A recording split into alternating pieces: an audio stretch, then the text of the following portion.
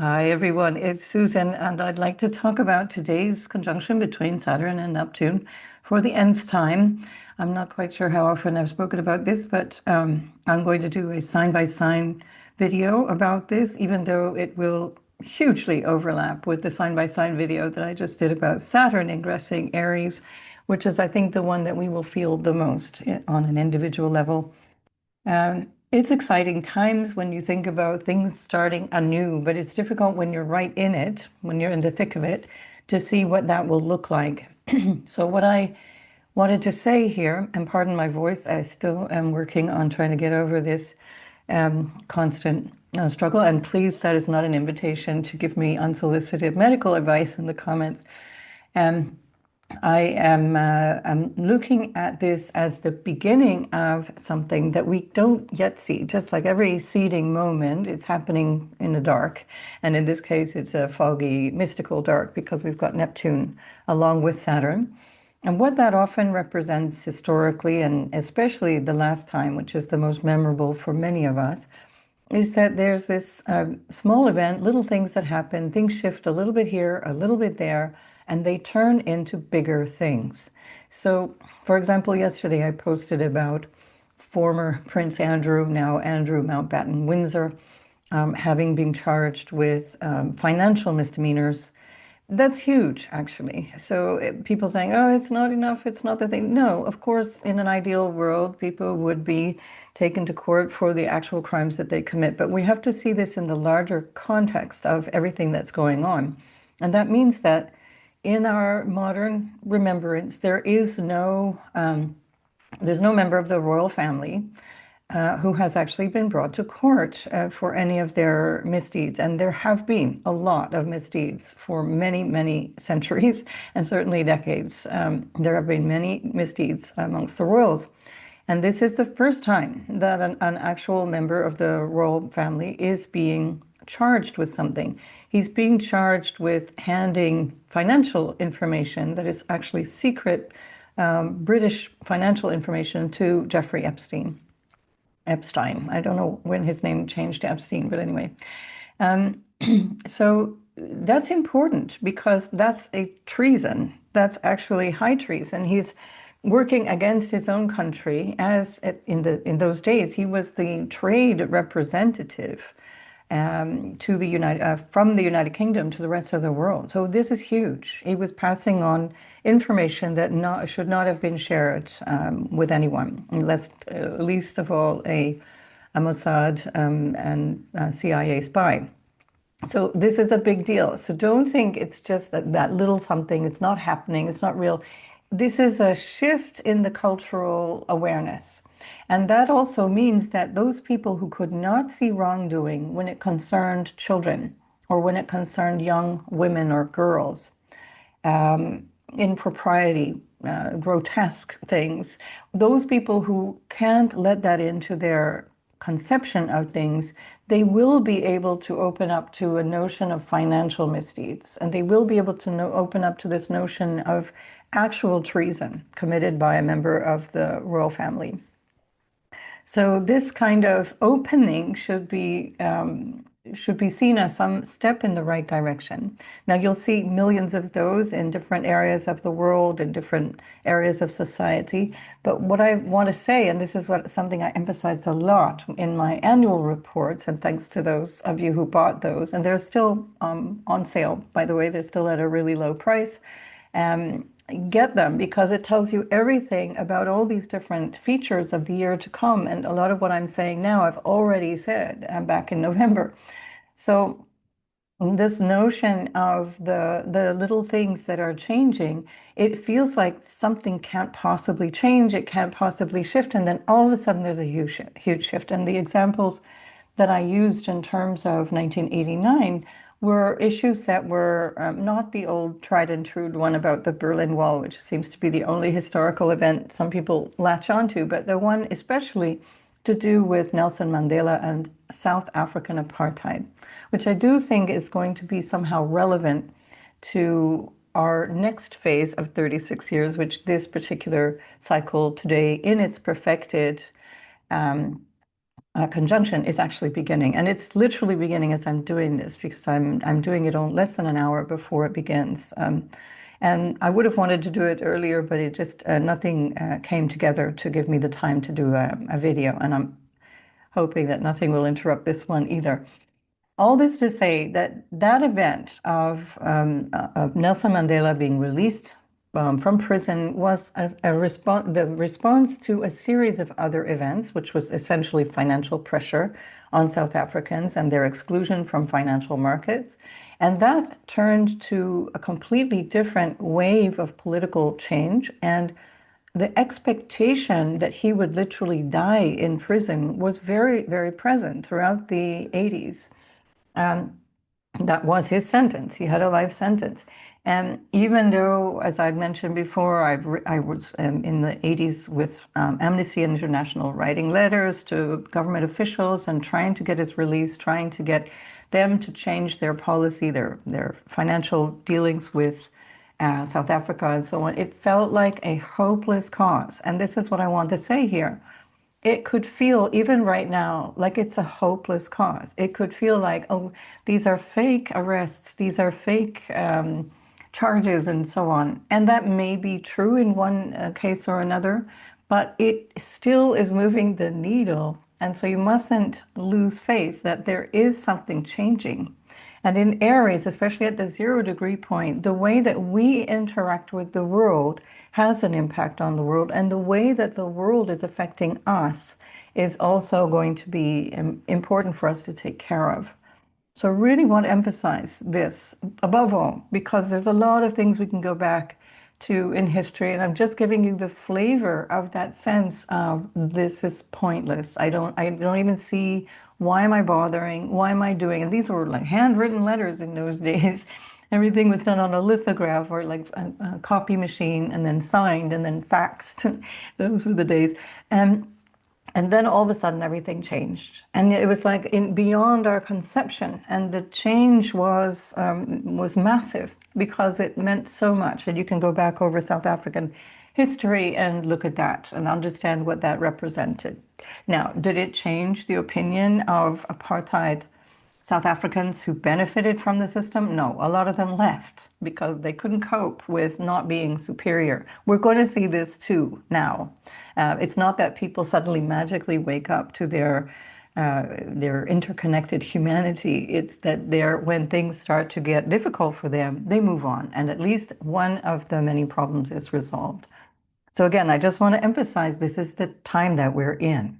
This is going to be at times where you look at things and you think that's pointless, that doesn't mean anything, that's got nothing to do with the bigger shift that is necessary, but it is something. It's like that snowflake that makes the branch break, when you have all this snow on the branches of trees, and then there's got to be that one last snowflake, which is just tipping the whole scale, and the weight of the snow becomes too burdensome, the branch just breaks.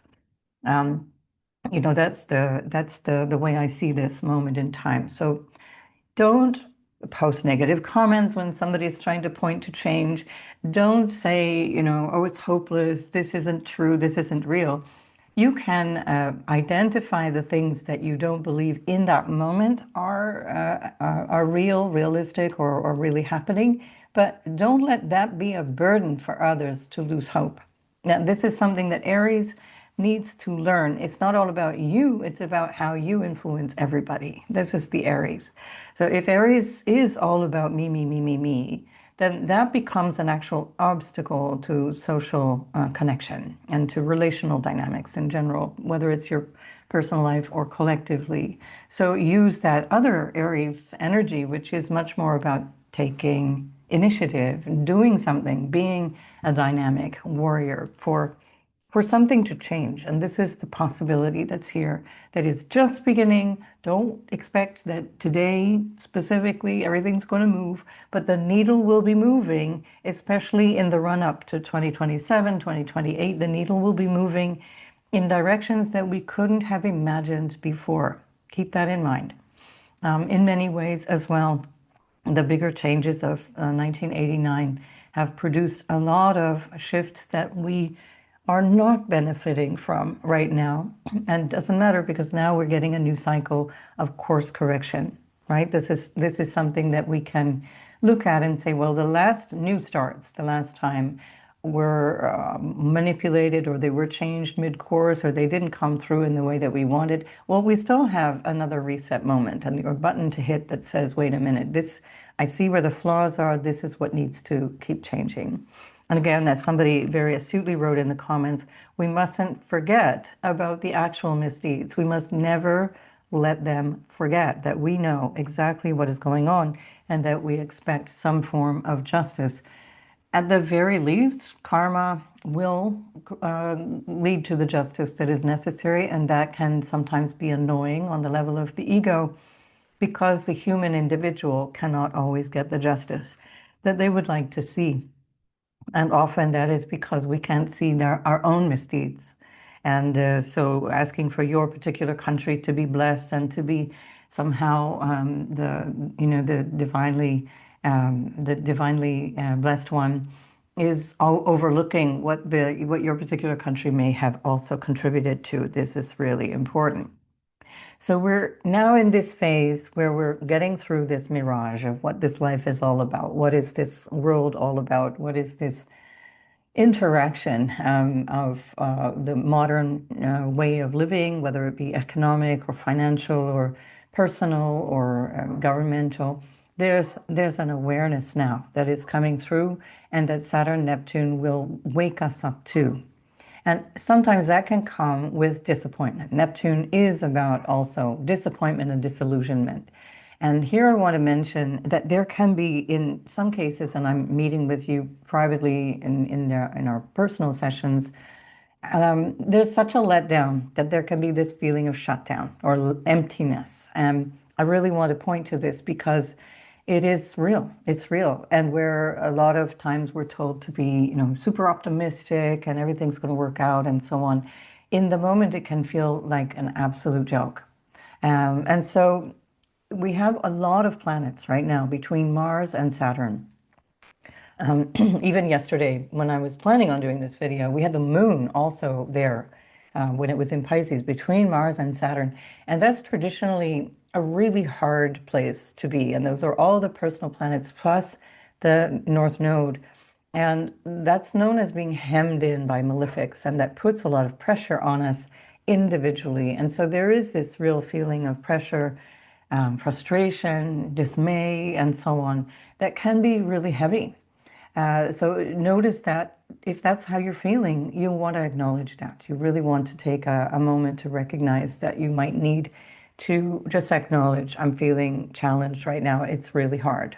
And that feeling of this pressure building up, which has been building for quite some time, especially since December, but especially particularly this week, already last week, it is something that we need to be aware of because that is partly in the zeitgeist. And this is where we get into a phenomenon, which I did a separate video on at the beginning of January, with reference to egregores and the things that we're plugged into socially, how we might be resonating with things that we are not aware of.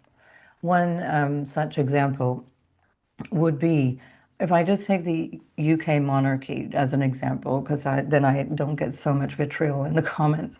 So people keep asking me, am I doing more about Trump? I'm really trying not to. You'll find a million different people online to talk about Trump, but I can't take the idiocy that comes in the comments whenever I do something about him. So I leave that up to somebody else. You'll be very well served somewhere else.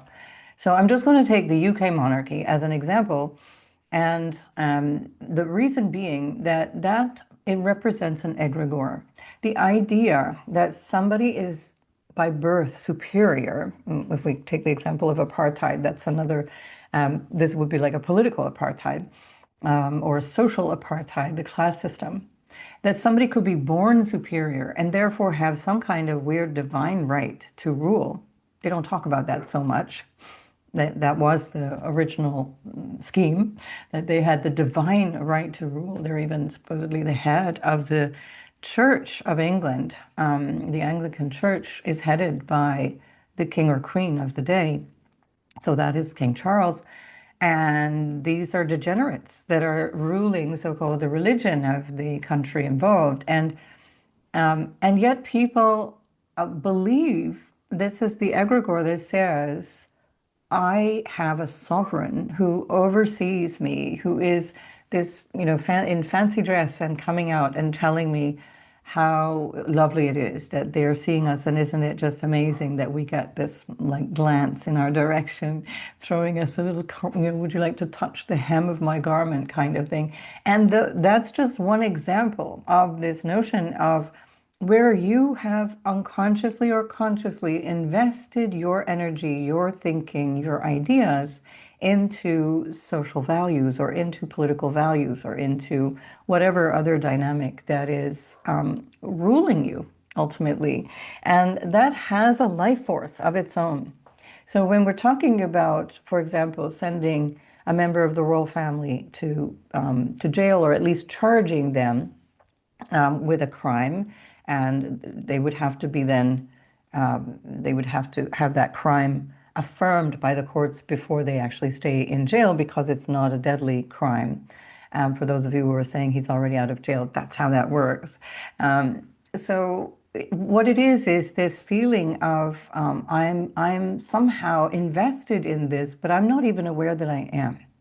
So this is a great opportunity, Saturn and Neptune coming together in Aries, to really test yourself and say, what is it that I'm plugged into? What is this egregore that I am connected with? And how is that impacting me? Not a lot of people watched that video that I posted in early January. It's always the case where people really only watch the videos that are broken down sign by sign because they only want to get that sort of 5-minute dose of me, me, me. But it's missing a bigger lesson, because the whole point of doing these introductions is to share concepts that are going to be fitting into the me, me, me that you're going to be listening to in terms of how you generate your own life. So it's complementary to whatever you're hearing. And I'm speaking to the choir here because, of course, if you're one of those people, you're not listening to this introduction, but there we are. This is the way it goes. But for example, with the former prince being charged, and even the fact that he's being openly exposed, it's breaking down this egregore of this notion of identification with what is an authority figure. Who has authority over me? And I've said this many, many times, figure it out. Who's your daddy? Who is it that has power over you? What is it that has power over you? And think about these things, especially from the Saturn Neptune perspective. You've got 3.5 decades to figure this out and to contribute something collectively. Make sure that you are putting your energy into something that's good for you and the collective, because at the end of the day, there is no other. So you might think that it's all about you or me, me, me, but it's actually us, always. There's no separation. And this is something to recognize, what you are identifying with, what society is identifying with, and how do you need to step back from certain things. And that is including a kind of an energy of the YouTube algorithm, for example, or any social media algorithm that's presenting you with ideas, because your egregore on YouTube will be the sum of what you have been watching in the past that YouTube tracks so minutely. And just notice that too. So you can find yourself in your own algorithm and see, oh, that's what I'm tapping into. So is that full of distressing, negative, disempowering, or angry news? Or is this something that I can actually use and work with and make something change, in my life or in the life of other people? So whether you're relating to this through a lens of your, government or your parents or business or the economy, the egregore of the economy is another one. Does that influence me? Do I look at the statistics of the stock market and say, oh, that's actually impacting me, when that's actually a trailing indicator of the economy, even almost completely fraudulent, especially since the 80s. So what are you plugging into that you're giving your energy away to? And that is really important to understand right now. Have you bought into the lie of democracy? Have you woken up to the lie of democracy? This is another egregore that is being completely transformed. And these are the things that are going to be shifting and changing and shattering that as we go forward in time, and again, it's not going to happen necessarily today, although some of you may wake up literally today, but nonetheless, over the course of the next few years, things will be shifting and changing direction. I also, in that video I did in early January, I spoke about Asangoham, because this is part of the concept. It's a spiritual concept that comes from India. You will hear yogis talk about this. You will hear it talked about in Sikh circles or in yogic circles, because that notion is, I don't belong to this. This is not me. This is not what I believe. This is not. So it ties in very strongly to that notion of egregores. And the egregore seems to have a life of its own, but when we step back and we question, wait, where's my place in this? Or what do I subscribe to? What do I believe in? We can see immediately it just disappears. That's the Neptunian aspect. It's just gone. That what felt like it was solid and real and inviolable, it's just gone. And that can really be very clarifying. And especially because we still have the North Node in Pisces. The North Node is getting a lot of transits. The Sun will approach the North Node in a week. We just have Venus on the North Node. Venus entered Pisces on the 10th of February. And then just a few days later, she connected with the North Node. And then she is going to be in Pisces until the 6th of March. So she's there for quite some time. And on Sunday, the 22nd, we have this trine with Venus and Jupiter that is ruling Venus. And that's going to bring a little flavor of optimism, but also it can be over-optimism. But it doesn't matter. It will depend on your specific natal chart. But in a general sense, this can be this feeling of, okay, something can be transformed. Because when that happens, if I move time forward here, I'm just going to shift to now, and then we're going to move a couple of days. If we move forward to Sunday, if we take, it's actually 8 p.m. on Sunday. I'm not going to adjust the chart, but we have Venus in exaltation and in a trine to Jupiter, 8 p.m. Universal Time, which is also in exaltation. It is retrograde, so there's still some things that need to be clarified and worked out for the almost 3 weeks that are left of the Jupiter retrograde. And then we have the moon in exaltation as well. So there can be something immensely uplifting about this, the days ahead after this initial ingress, or rather conjunction, the only one, by the way, of Saturn Neptune, where we really get to feel there's something shifting. And now I can see that it has value, it has merit, it's moving in the right direction. Actually, I'm just going to shift it to 8 p.m. Just so we can see the degree of the moon. I want to see where that ends up. So let's see. So the moon will be at 12 degrees. So in fact, the moon actually creates almost a mini grand trine, and it will just following the exact trine of Venus to Jupiter. And it's, of course, Venus is ruled by Jupiter at this time, making it even more significant. And then the fact that the moon is about to shift into this mini grand trine, it's very hopeful. So this is Sunday, 22nd.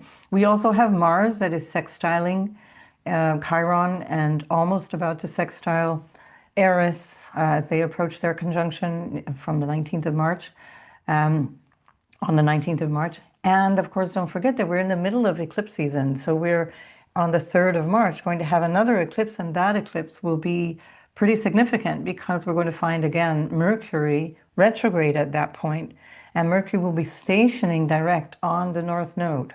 And so there's a number of things that are just instigating new ideas, new things, things that we want to work with and to be really clear about. So just have that sense that this nothing needs to prove itself right now. So don't lose that faith, don't lose the hope that things have to look a particular way.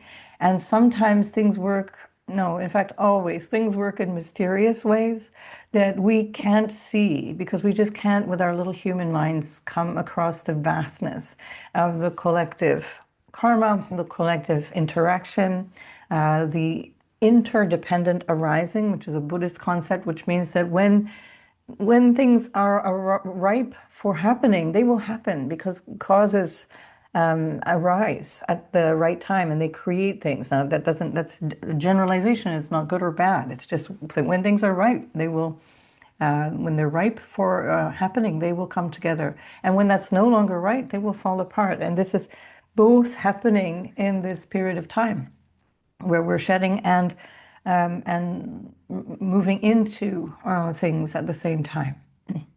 So I'm not going to belabor the whole story of Saturn and Neptune. As you know, the structural identity of Saturn, or the need to take responsibility and to do something, to take action of Saturn, is part of the conjunction with its opposite flavor, which is Neptune, which is very much about something that is conceptual or spiritual, not necessarily real. And it's difficult then to see through what's actually going to emerge from this conjunction. But we can definitely see, given the flavor of the rest of the year, that there will be something new emerging, that's for sure. Now, again, there's a lot that's not comfortable about this year or about the times that we're living in. And often, you know, the expression, you have to break eggs to make omelets. This is where we're breaking the eggs as well. So we're working our way through some things that will be uncomfortable.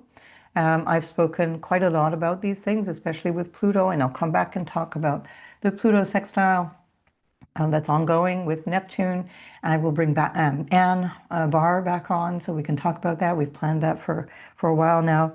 And these are all fitting together. So you see, it's not just this moment, it's not just this event. This is part of a greater picture of change that we're in. Right? So one thing that I also want to point out is that when you identify where you fit in the scheme of things and how your mind is operating, this is very important, how the mind is operating, and is it serving you or not? Is it taking you down dark rabbit holes and into places that you're making you feel powerless, or that feel like they are even contaminating you with a feeling of just the horror of what is potentially, you know, happening around the world in different areas and different layers of society and different countries of the world. If that's the case, it's really important for you to take care of yourself. You need, this is the Saturn, and Saturn in Aries requires self-mastery. It requires a sense of self that is pulled together, even in the context of feeling insecure or feeling inadequate or feeling unable to contribute. It's a really huge part of Saturn in Aries. And so the Neptune part can take you down the dark places and in the rabbit holes that you don't want to go down. But it can equally take you into a vision, into something that is better or more optimistic or more focused on what is possible for you. So never lose sight of that what is going on in your personal circumstances depends 99% on your relationship to it. And again, I want to come back to a reference to Nelson Mandela, because one of the things so many things that were inspiring about him, but one of the stories that I remember about him that inspired me immensely is that he used to smoke when he was sent to prison. He was a smoker, and the guards would mete out the cigarettes according to good or bad behavior, which they sort of randomly identified. And he realized at a certain point that the guards had control over him. So this again ties into what I was saying about identifying what has control over your mind, over you, because you have to participate in it if it's got control over you. And what would happen is the guards would, of course, withhold the cigarettes, and that would have him anxious and wanting a smoke, because he was, of course, addicted to tobacco. And at that point, he realized he had to stop smoking and simply say, no, stop it. This is done now. And the cigarettes, whatever addiction it might be, will have control over you. You can apply this in your own life.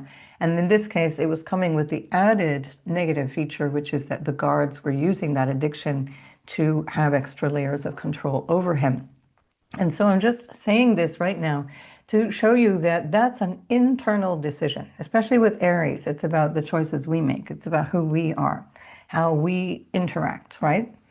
And then, so if we come back to the notion of asangoham, so A Sangha is a group of people or a collective of shared ideas, truth, or shared concepts. Aham means this is who I am. So Sangaham, it goes Sangha and then Aham when it comes together, when you have double A in Sanskrit grammar, it goes to an O. So it ends up being Sangoham. But when you put an A in front of a Sanskrit word, it negates the word. So Asangoham means I am not a part of this thought form or this belief system. Or this way of socializing. I'm not attached. This is about the recognition of your freedom to detach from whatever it is you need to detach from. As those attachments, those kleshas, they have power over you. And so recognize this. In Vedanta, part of the same technique to take you in that direction is the mantra neti, neti. Not this, not that. So identifying what you are not, so you come to the place of understanding what you are. This is part of the Vedantic similar approach. And I also covered this in that video from January, which I'll link below. So let me just take a minute. My dog is asking to come in. This is one of the many things that I get interrupted with. All right, so back. Right, before I forget, because I always do forget, I am super happy that you're here. My channel has not grown at all for 5 months, and I just want to say that those of you who subscribe and like and leave comments are really helping me because that helps people find me. And this is how I do my work because I don't monetize this channel. So I just wanted to say that. You can't hype my channel, whatever that means. It sits in a little corner. And so I am not getting the same level of views that I would expect to get or that I used to get. And equally, I think that it's difficult for people to find me until somebody really interacts with the video. And so I really appreciate you. Some of you just jump on as soon as I upload. I'm so grateful for you doing that and immediately liking and putting your little comments and things. It really, really matters because it's not about the gain financially from the video because I don't earn from YouTube. But it is really helping people find me. And that's how I end up with my income because I'm working with people independently. I teach as well. By the way, the intermediate class is pretty much full. There's still room in the beginners classes, and those details are below. But again, just to say, I'm really happy that you're here. I don't know why I'm languishing in some corner somewhere, but okay, this is what it is. I also am a real believer in the divine timing of things, and apparently this is not the time for my channel growth, but in whatever way possible, you are contributing to that. Right. What I was saying earlier about this notion of feeling like shut down and feeling not so good and feeling that things are very, very heavy. I want you to remember the little story of Nelson Mandela. Imagine himself on an island in prison. There's no escape. And the internal freedom is what brings him a sense of dignity. And he certainly, when he left that island after 1989, he had freedom. He had personal dignity to the extent that he ended up being the president of South Africa, which was inconceivable just even years before. So again, to keep that thought that there is something that has power over you and you need to disentangle yourself. You need to identify it, label it, and wherever you are, disentangle your mind from it. My teacher, Thich Nhat Hanh, would talk about being free where you are. He used to write to people in prison and offer them that advice, and the fact that you could be free to go anywhere in the world and still be trapped by your own mind. And you can be sitting in prison and be completely free. So your outer conditions are only a fraction of what it is that's actually happening in terms of your relationship to life itself. And you want to, with Aries, really come back to that place of self-mastery. This is what I do with myself. This is how I interact in the world. This is how I invest my energy and time and action, especially with Aries. This is who I am. This is who I'm building myself now to be. By the way, if you have Saturn in Aries, if that's part of your birth chart, you get a 10% discount off consultations with me by using self-mastery as your code, all in one word in caps, before you check out. So just a little plug in there as well. So what I wanted to say is there are a couple of ways that you can work with this feeling of void or heaviness or difficulty, if that's your case, and to then at least take yourself out of dragging everybody else down, because we have to understand that that sense of how our mood impacts other people. I spoke to this in the Saturn and Aries video that I recently uploaded, which you can still consult in terms of even this energy, because it's holding for until April 2028. This is something that is our responsibility, how we put ourselves into the world, how we invest ourselves in the world, how we bring ourselves into the world is important. And again, we still have that North Node, and we have a stellium now in Pisces, and that's only going to grow over the next couple of weeks when Mars enters in there as well. That is part of the dynamic of the Pisces and Virgo axis, which has been really showing us the notion of victims, victimization, sacrifice. Now, we've had that full on since the beginning of 2025, where those of us who already knew about this stuff in the 90s were really like, might as well be yelling at thunder. What has happened since the beginning of 2025 is that people have opened up to the absolute literal victimization and sacrifice that has been going on in the world. But we can do that to ourselves in the sense that if we are in a mood and we are feeling bad, we will basically shit on everybody else or expect them to feel sorry for us or expect them to, that might be a source of attention seeking in many cases. And that is a classic victim sort of martyr dynamic where people operate from that place. If you're moving into the energy of the times, you need to shed that. You're going to get lost in your drowning, if we use the Piscean expression, get drowning in your sense of burden and victimization, where using Pisces from a place of deeper understanding is to recognize that everything has its part in the world and that we're contributing energetically to everything that's going on around us. We are all one, and we're not separate. We don't have, some people having more deserving suffering than other people. No, you have to still deal with your own suffering. Regardless of the source of your suffering, it's also up to you to heal that suffering. So that's part of the Aries program. We have to get with the program now, Saturn and Neptune, saying, this is how I can take action to take responsibility for me, for myself. And that'll, of course, be specifically strong, particularly strong for Aries, but we all have Aries in the chart, so it'll be wherever that shows up, and I'll do the sign by sign as we go forward. So on the many ways to take care of yourself, lots of therapies out there, lots of different things that you can take care of. But one of them that's very practical and that helps you identify actually how you're feeling is the Tibetan Buddhist practice of Tonglen. So it is a standard Buddhist practice of transmuting or transforming how we feel, anxiety, stress, sadness, anger. People don't generally need to transform the positive emotions. And you do that through the breath. So as you breathe in, the idea is that you are observing, say, anxiety or anger, hopelessness. Breathing in, I recognize hopelessness. And as you're breathing it in, this is not in the materialistic way of thinking. We might think, oh, I'm taking in anger, as if it were out there and you're taking it in. It's about recognizing, oh, there's anger. I'm feeling anger. I'm resonating with that. Therefore, it is also in me.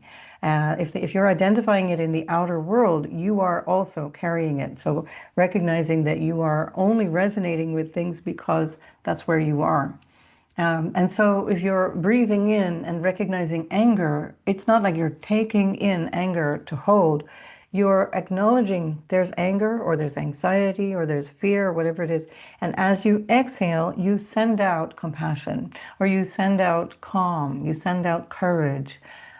fearlessness, whatever the thing is. And you work in this way. Tonglen, you can research this online. You'll find lots of information about it. It's Tonglen in the transliteration. And that's a really great practice because you can do that sitting in your car. You can do that at the dinner table. You can do that, at any time. And to allow yourself to process what is going on, what am I feeling?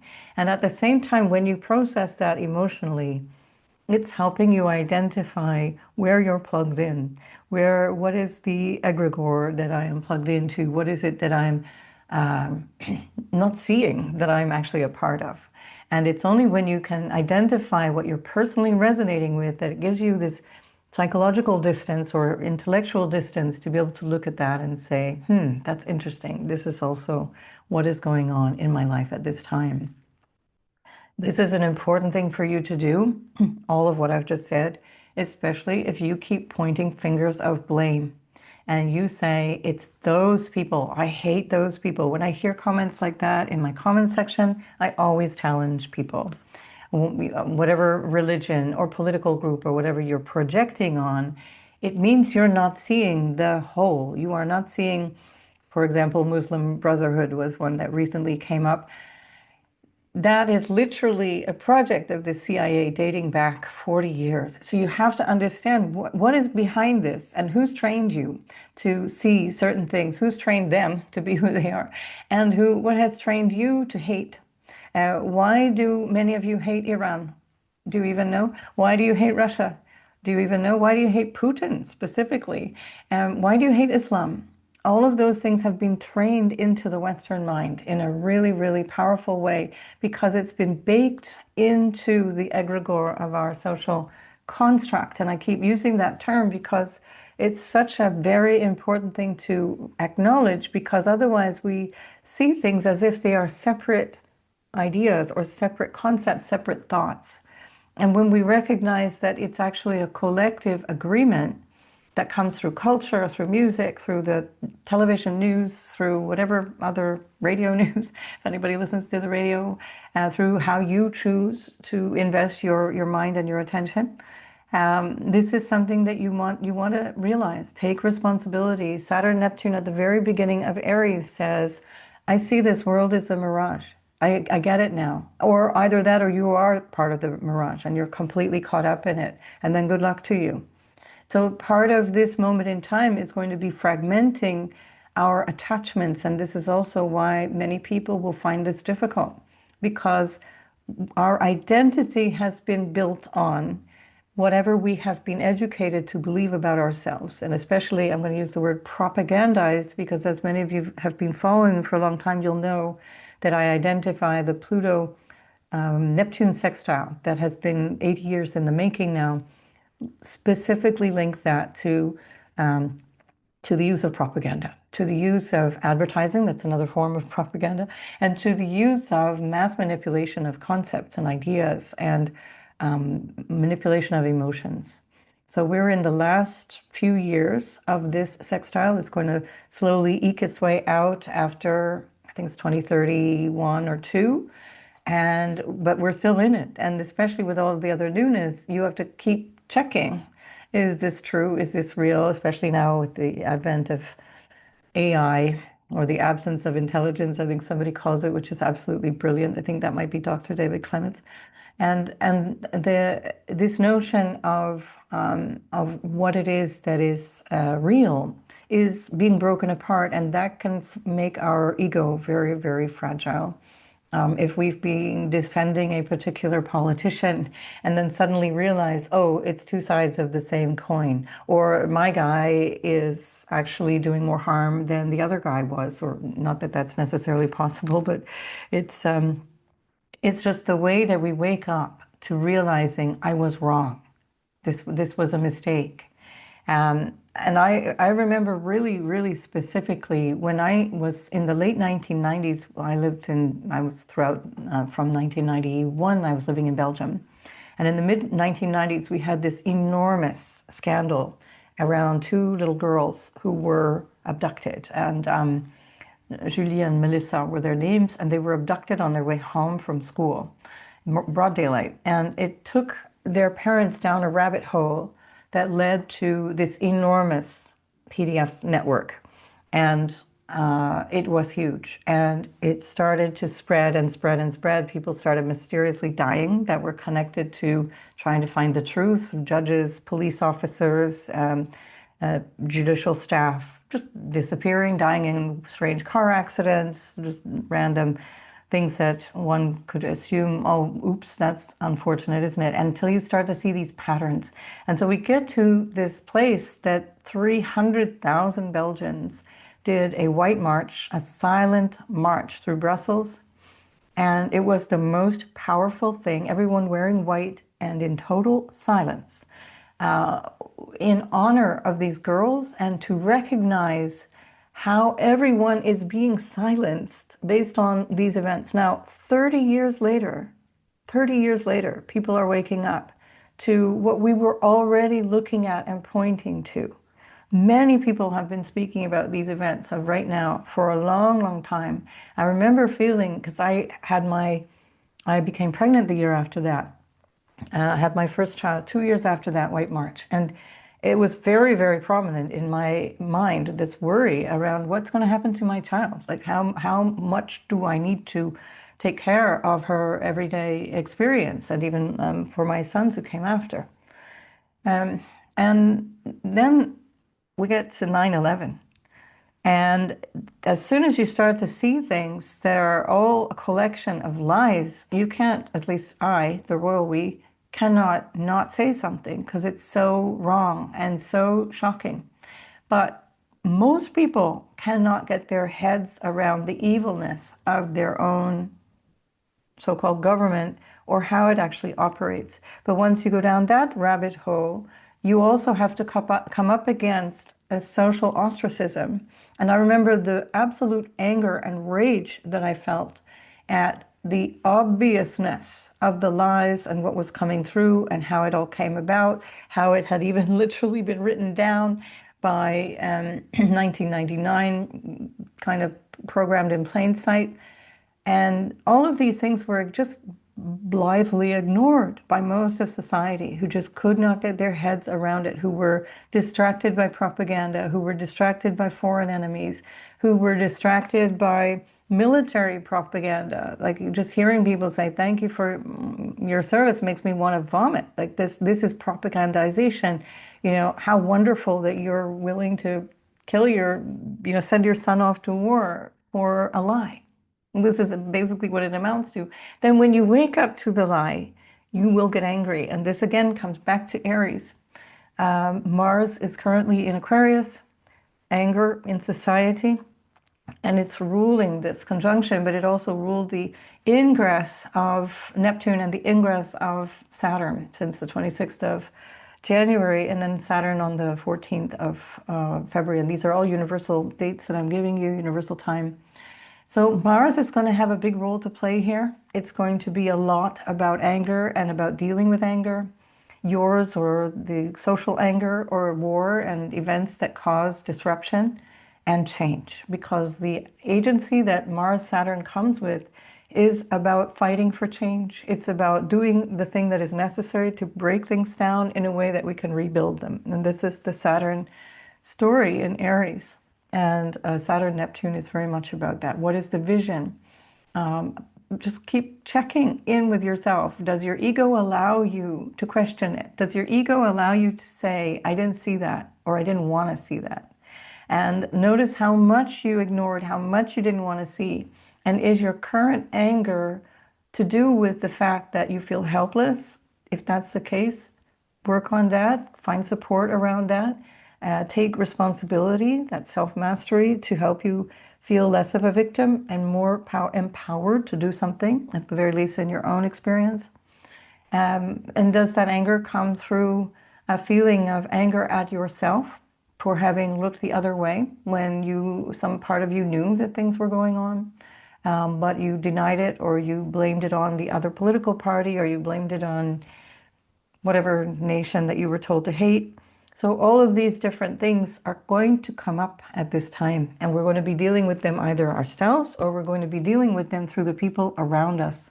And this is going to be a part of the Pluto in Aquarius story, which coincides with the 36-year cycle of Saturn Neptune, at least up until the next, let's say, 18 years or so. So 17 plus years, I guess, we have Pluto still left in Aquarius. And so half of the time of that new cycle of the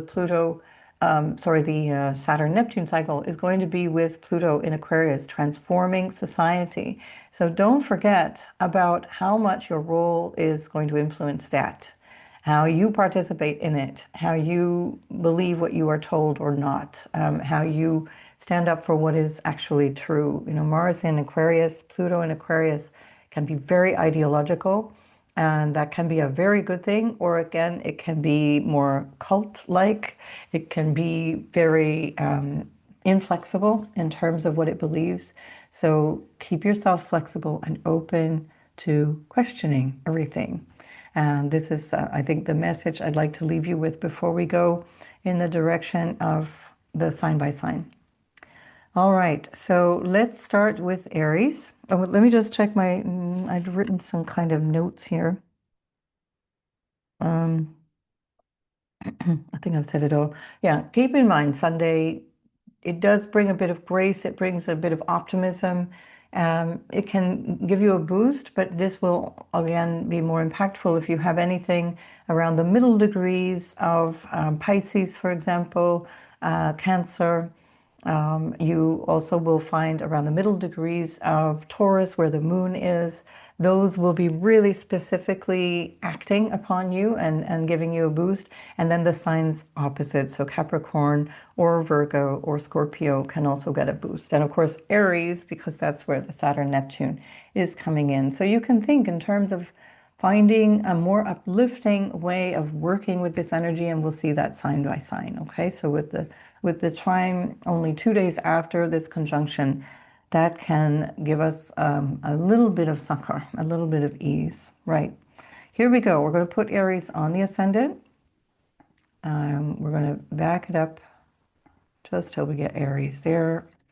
So that means that you're not getting the perfected degrees. So those nerdy ones in the comments that notice that things are not lined up, it's because you saw I just turned the chart. And so that when you turn the wheel, things will shift because we're turning time. We're playing with time when we're changing the wheel here. So Aries, Sun, Moon, and Ascendant, you will have major shift in terms of your self-concept, in terms of your life. This is an opportunity for you to see yourself. Don't think necessarily into 36 years from now, because it's way too far to plan. Life events, personal health events, or political events, global events, all of that is going to be influencing us for 3.5 decades. It's pointless to say I'm going to set a 30-year plan for my life, but you can definitely say that the previous 36 years, so from 1989, are coming to a close. And this is a feeling of something very different and very fresh coming in. And it's very personal to Aries. So the way you act and interact with people, the way you contribute to your career is huge, because Saturn rules your 10th house of your career and reputation and social status. And it rules your 11th house of your dreams and your vision for the future, for the societal groups that you relate to, or even your own groups that you create, for example, online. People who you might speak out into, you know, the audience on internet, for example, if you have a following, if it's an elder brother, an elder sibling, this would also be something that could be affecting you, or that you're having an effect upon. And this is really, really personal change that you're going to grow into. Even if it's only Saturn going into your first house, I'm speaking as a Pisces that's just dealt with Saturn since March 2023, going through my stellium. It has a personal impact, and it requires a lot of self-analysis or awareness around, where am I really? Having a feeling, for example, of being just a little off in terms of where you are, maybe in your relationship dynamic, maybe in your career ambition, maybe in your earnings area. So just a little off, things not being exactly where you felt comfortable before, or where you felt enthusiastic before. And that's part of the Saturn Neptune energy as well, where there can be this energy of disappointment. So sit with it for a bit, but don't let it linger. Emotions have a life cycle of about 90 seconds. And 90 seconds is usually something that we can work with through the breath. If you think about breathing through 90 seconds, you might get, I don't know, 25 different rounds of breath, depending on how fast or slow you're breathing. The slower, the better.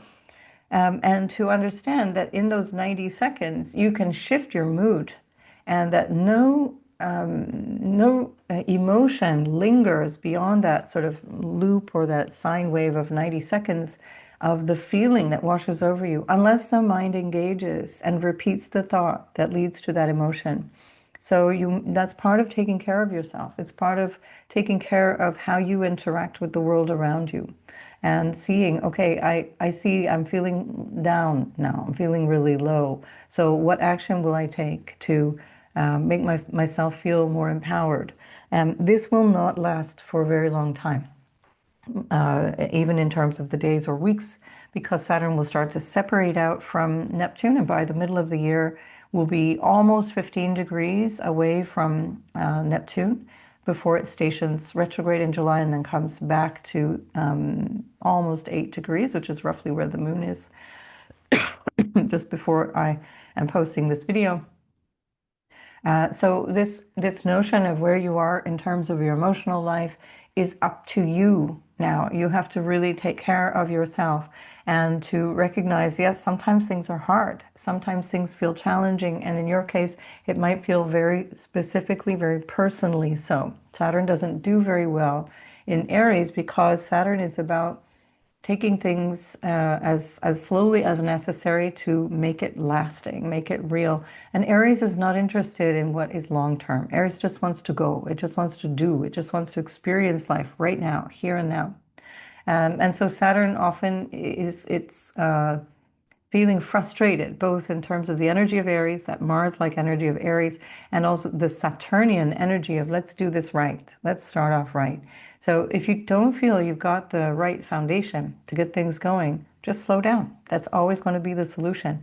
And recognize that going slow is about improving. So it's not always about being fast and quick and being the first, being the early adopter, being the first one to know the restaurant on the street, which is a typical kind of Aries thing, needing to have the latest iPhone, the latest address or whatever. Let it be slower. Let it slow down and recognize that part of that urgency to move on to the next thing can be this feeling of inadequacy that you're not looking at, or emotions of any kind. And by the time that Saturn is moving through this placement for you by April 12th, 2028, you're going to be looking at yourself with a lot more confidence. You'll be really much more clear on what you're accomplishing. And that's coming through Neptune, owning what you're avoiding. That's also Neptunian. Owning what you are just living through a pipe dream and not by taking action. But also then dreaming and recognizing there's an element of this dream that I can make real, and to work with that. Now, as it's in your first house, Neptune is going to be also potentially calling in a lot of projections on you, or you will distort yourself and not necessarily show up in a way that is entirely real. And that is where Saturn will hit really hard. It will bring up the, let's say, disconjunct between the reality and the projection, or the reality and what you are projecting outwards. So be in integrity, be in your awareness of yourself and why you might do what you do, because Neptune in the first house can bring subtle or not so subtle manipulation, and that will start to cause difficulties in either your life because you're not really claiming who you are, or in the life, in the energy of your relationships, of the people around you. So keep these things in mind. Be true to yourself, and also take responsibility. So, and definitely use the code self-mastery to get 10% off if you do have Saturn in Aries, and this is part of your Saturn return. So if it is a Saturn return moment, this will be where you really start to realize what it is that is your drive and purpose and a stronger sense of what you need to do to just participate in your life, and to work through your ambitions as you're coming into that Saturn return, especially if it's the first one. And if it's the second one, you may be looking at everything and thinking, this doesn't fit any longer. Even if you like what you do, even if it's comfortable, even if you're, the money's coming in or whatever, there's going to be something that will need to change. And that's going to be a part of this journey as well.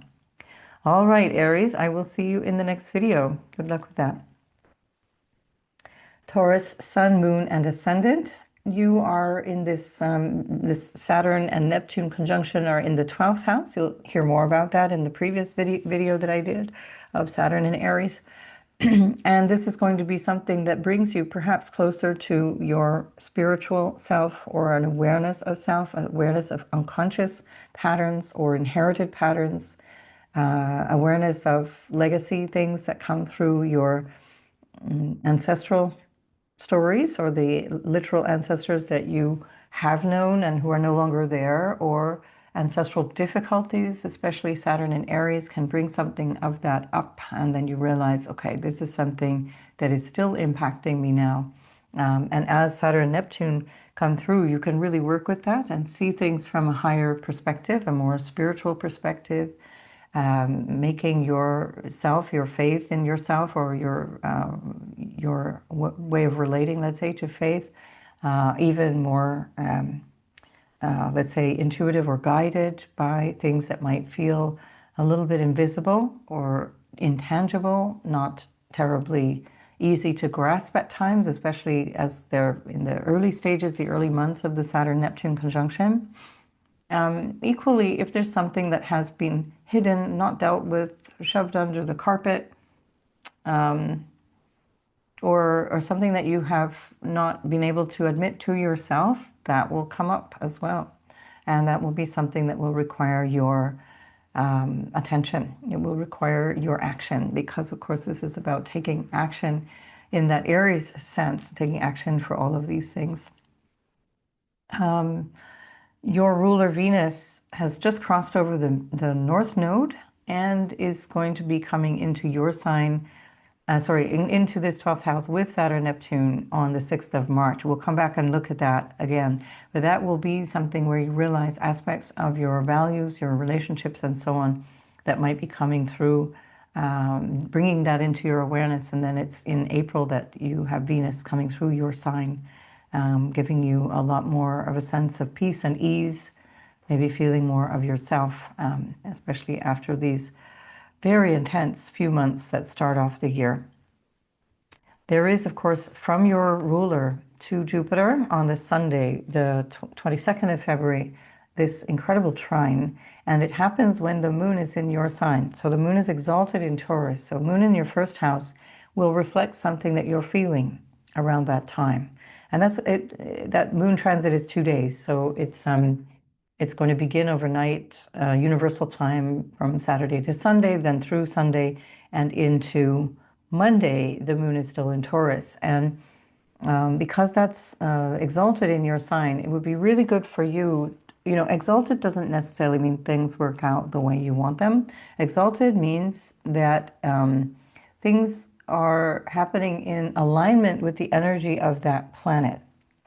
And so the stability, the nurturing quality of Taurus, the fixity of Taurus, the feeling of abundance that Taurus can have in the healthy sort of interpretation of the archetype is nourishing to the moon. But what can happen is, with the moon in Taurus, especially if you have this natally, you take on the role of having to be the steady one, having to be the one that everyone looks to. And this might come through at this time. It may not be how you truly feel, but it may be how you feel like you have to feel, or how people expect you to be for them. And because Jupiter ruling Venus is there from the 3rd house of your extended family and the way you communicate, and the 11th house where Venus, your ruler, is in terms of your vision for the future, or how you reach out into society, or groups that you hang out with, or even with reference to an elder sibling, this is something that might be worth checking in with. As I said in the introduction part, There's a way of checking in with yourself through your own breathing. So as you're breathing in, you're breathing in and acknowledging how you feel. What's the emotion that's most present? And as you breathe out, you offer something that feels like a support to that, transmuting that emotion by your awareness as you exhale and feel that energy shifting. So this would be a good practice for you. So follow that introduction if you haven't listened to that already. And I've spoken quite a lot about the Saturn in the 12th for you now. So go back to that Saturn in Aries video, which will reflect a lot of this. The Neptune component of this is going to take you deeper into your spiritual or your intuitive self. And that will be something that we will speak about for many, many years to come. So you have been transformed a lot by having Uranus in your first house, and you have, like, what is it, March, April, basically 2 months from now, so just over 2 months remaining before Uranus leaves your first house of self. And this is something that you can really reflect on as well, how since May of 2018, how you have changed. And this might give you a final, not a final, but a possible opportunity to really look at, okay, things have changed a lot for me. Now, how do I want that to shift as I go forward over the next couple of months and into the next cycle of 7 years with Uranus in the second house now? And I've already done videos on that in 2025. You'll find that, but I will come back and again talk about that. You also have Black Moon Lilith in opposition to Uranus. I spoke more about this in the Saturn ingress video, but with Lilith in your house of your relational dynamics, perhaps coming through the other or because of the other, there may be something that you need to recognize about your disappointment or frustration or dynamic in the give and take of relationship, whether that's coming through you and the way that you're realizing how relationships feel to you or how you make other people feel. So this would be a good weekend to really look at all of that as well. Okay, Taurus, I will see you in the next video. So Gemini, this new conjunction, the only conjunction of Saturn and Neptune is happening in your 11th house of groups and society and the connections that you have politically. And this will really establish something of an ideal that you can live into. I've spoken about this a lot in previous videos. What's interesting and I think more pertinent to Gemini right now is that this is happening roughly less than a week, in fact, before your ruler Mercury goes retrograde. And it will station retrograde, I think, at about 22 degrees of Pisces, and then it will go all the way back to station direct on the North Node, also in Pisces. So the whole of the retrograde is happening in your 10th house of career. I emphasize this a lot in the annual readings, but this is, which you can still buy, the links are below. But this is something that is, for me, especially for Gemini, and then again for Virgo, it is tied into this ingress of Saturn and the previous ingress of Neptune, and then the conjunction that's happening just days before Mercury retrogrades. So there's something here that's really significant for you to pay attention to, because you're going to be looking at your personal ambitions because of that. Your Mercury being in the 10th house of your, what you might describe as what do I want to be remembered for, or what do I want to achieve in my life? What do I, is it that I want to get married and have kids? Do I want to, achieve more in my career? Do I want to become more of a leader? Do I want to work more independently? So whatever the thing is for you, that 10th house will have meaning. And that you don't have to make this about career. That's often a short form for the 10th house. But the 10th house is whatever you do out in the world. It's how you show up. It's your social status. You might be reflecting on all of those things really powerfully right now, because this will be about even issues around marriage. Am I married or not married? Is this time for me to reconsider all of that? With Saturn Neptune looking ahead in your house of the future, and how you connect to others socially, you might find yourself in a place where you're feeling like, I don't relate to the people around me, and that I might even relate to your spouse or boyfriend, girlfriend, lover, whatever. You're not relating in the same way to the groups and friends around you. Um, Jupiter, which is in your second house, which represents family as well as earnings and money and so on, is in a trine to Venus, and that perfects on Sunday, on the 22nd. And that is also going to be something to pay attention to, because that will bring you a little bit of inspiration, perhaps around your values. Jupiter in the second is also about your self-worth and your values, and about what you want to achieve in your career, how you want to be seen. This can be around a parenting role as well. Venus rules your fifth house of children, lovers as well, all those kinds of fifth housey things, which is about creative expression and so on. So all of those things can factor into how you're expressing yourself. What role am I taking on? Because your ruler is up there, Mercury in the 10th. So while Saturn Neptune is shaping up something that you see in terms of your future, or the dream you have for your future, it's also going to be a requirement to take action on that, and to contemplate that. Don't rush into things. Gemini can tend to be a bit hasty or even superficial, and this is a time where it will really benefit you, especially to use that Mercury retrograde phase in your 10th, benefit you a lot to settle down and think deeply about what it is that you want. Mars is ruling that 11th from the 9th house. And that's your sense of what you believe in, what you have faith in, and what your ideology might be. And that's feeding into that 11th house new start. And equally, the 9th house can be around fathers, father figures, teachers, gurus, issues that have to do with counseling, guidance, and the courts, and things like that. So that can also play a role here. How do you see yourself in terms of your purpose? Maybe you've had a lot of new ideas, given that since January, there's been so many planets going through your 9th house, and all those conjunctions to Pluto at the 3rd degree that were happening in the last week of January. That was a heads up for you of all these new possibilities, and now we're starting to see how they can pan out and move into the world, move into society, move into your role. And this can be, again, literally a role of parenting. Am I a parent? Am I a good parent? How's my relationship with my parents? How does my belief, how does the egregore that I'm plugged into dominate my life? That's the 10th house as well. The influence of society on me. How's that working out for me? So look at all of these different aspects of these days ahead, because they're giving you a bit of a direction for the new cycle that's beginning. And again, don't worry about getting it right. This is a cycle that's beginning that is going to be like background energy for a long time. So you have a lot of possibilities for adjustment coming for many, many years to come. Right, and of course, just as a short reminder, we'll do another video on this. I've already done a video on Uranus going into Gemini. You yourself are going to be changing quite a lot. So you may not know who you are yet, or how that needs to shape up, until you get a little bigger nudge, let's say, of Uranus going into your first house of self. And that will maybe help you if you're feeling a bit like now under the haze of Neptune, not really clear.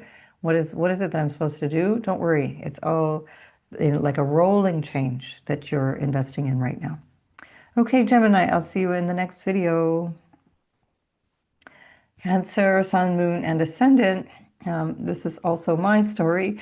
This energy is in the 10th house of your social role, your career, how your standing is in the community, or how you want to be remembered, what reputational energy you want to bring out there, or what needs to be done differently, what you feel you're ready to end and begin, moving in a different direction.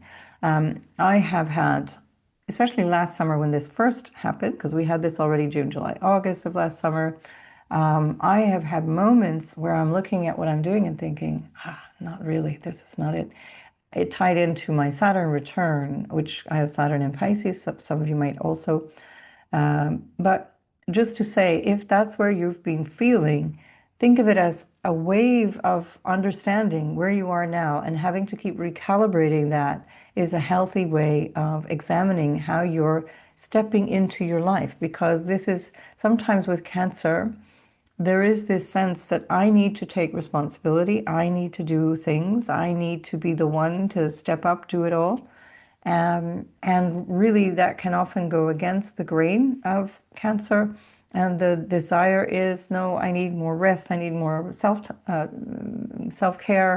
I need more alone time. I need everybody to go away. And so notice that that is part of a natural Cancer tendency. And here you're still in this phase of Jupiter in the first house retrograde until the 11th of March. And because Saturn and Neptune are in that 10th house, so it's so visible, so present, so very much focused on what am I doing out in the world? How do I achieve what I want to achieve? How do I need to do it? You will need to give yourself some time if it's not that clear, or if you're still wavering in terms of how that needs to look. And especially if this is early on in your career. If it's later, this is my second Saturn return that I had. For example, if you're having your second Saturn return in Aries, this will be more clarifying. It will be a little bit more daunting potentially if this is part of your first Saturn return. And then to add Neptune, which can bring you into a place of, being disappointed in what you feel you're personally able to accomplish, or how you're personally able to affect the world outside your home. Or your society, or what's going on with your parents. You might even find literal awareness or disappointment in your parents, just an awareness of who they were and how you're seeing them now differently.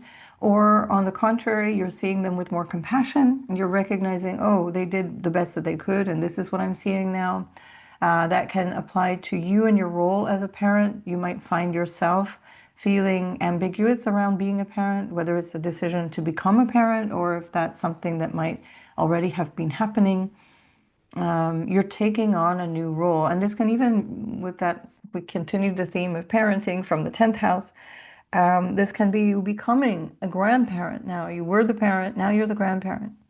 Something like that is entirely possible.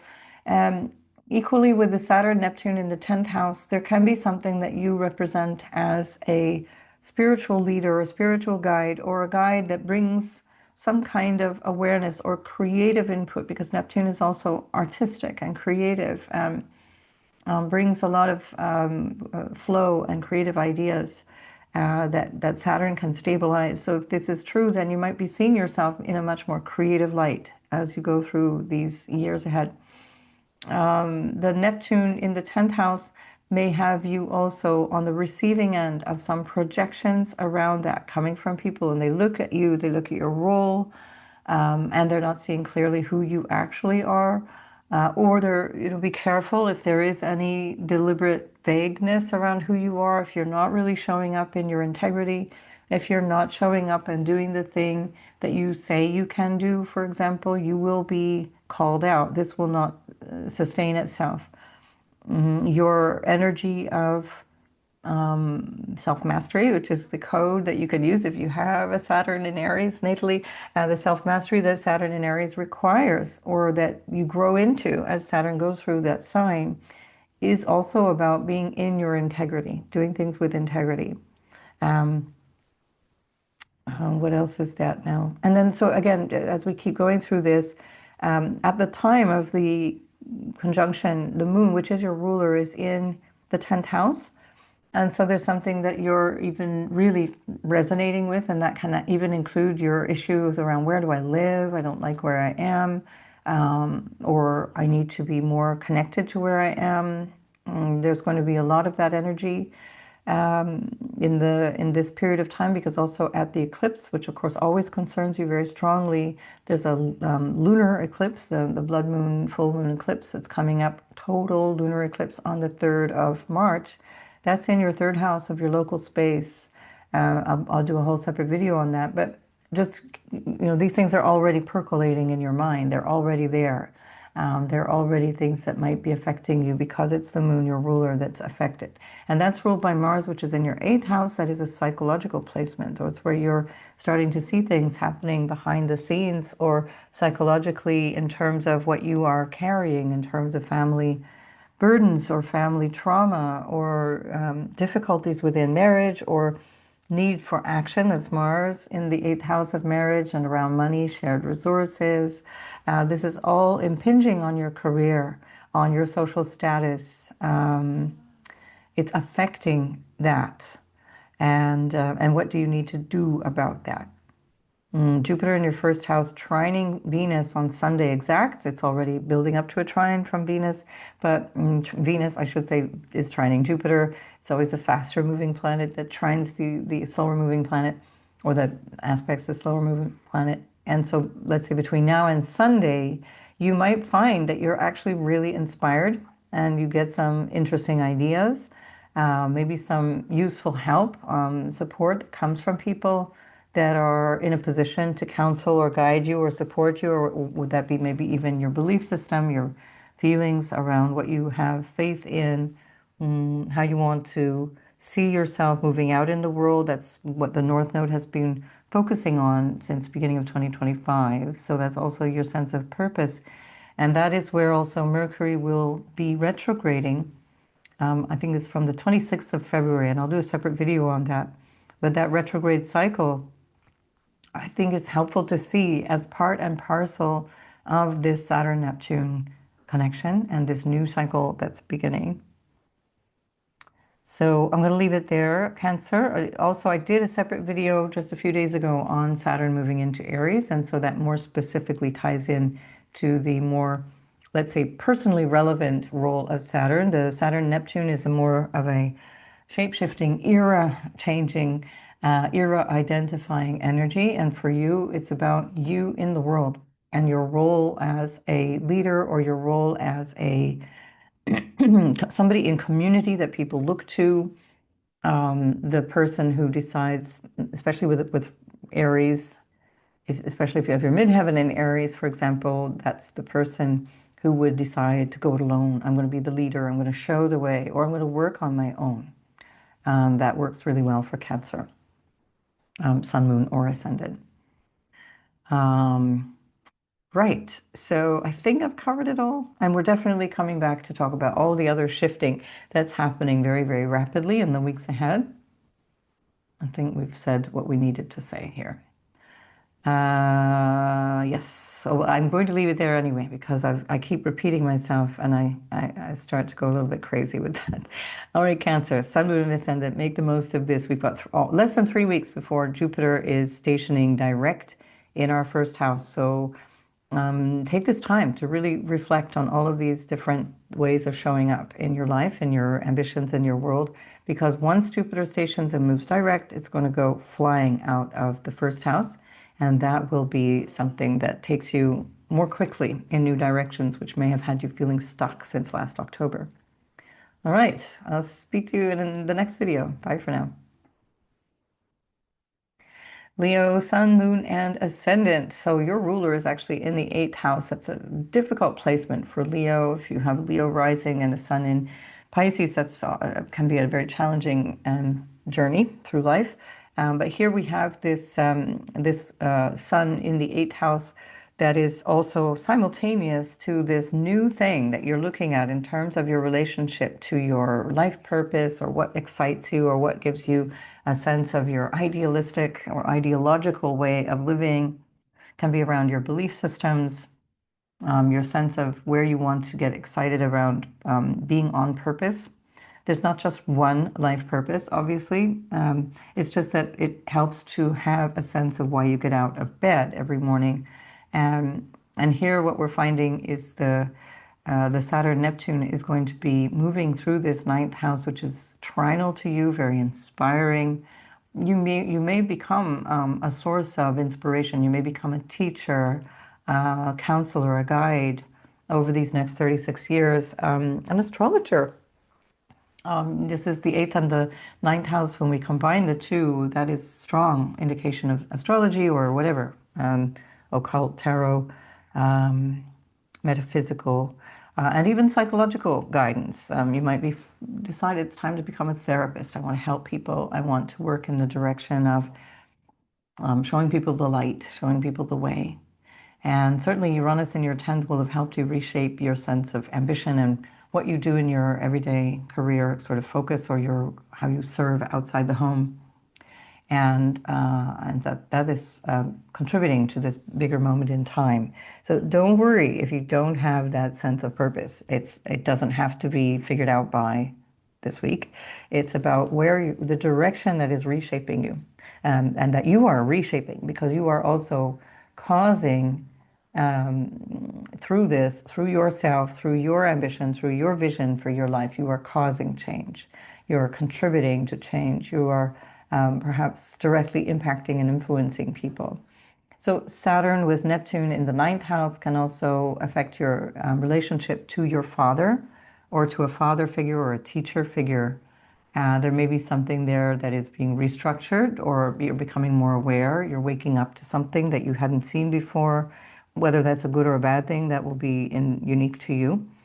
It can be something that brings you a deeper awareness, and especially because you've also got that Pluto and Mars in your seventh house, that can make relationships feel a little testy right now, or that they feel perhaps that there's a need for change, or taking action in a different direction. Especially since your ruler is in the eighth house, I think there's a lot of digging that will help you. Digging through what makes you afraid, digging through what you are carrying that might be an ancestral or family traits, family patterns, relationship to intimacy, relationship to things that are shared with other people. All of that is part of this signature of this conjunction. So this matters. The signature is like an imprint. It doesn't mean everything is going to continue exactly this way, but it gives the flavor to how the moment starts. And so that brings you a lot more depth, but it can also bring you an awareness of challenges with your own father, that might lead to your own difficulties in finding your identity. This would be how I would interpret that natally, or in interpreting your sense of your higher purpose, or your reason for getting out of bed. So again, if that's difficult right now, you are going to find your way through this. This is part of the process of the moment. So don't dwell on the fact that it feels confusing what you're doing, or how you should identify, or what your life purpose is. And again, there's not just one. There's multifold ways of living through purpose. And you have this Saturn Neptune close together now, but by the middle of the year, they start to really separate out.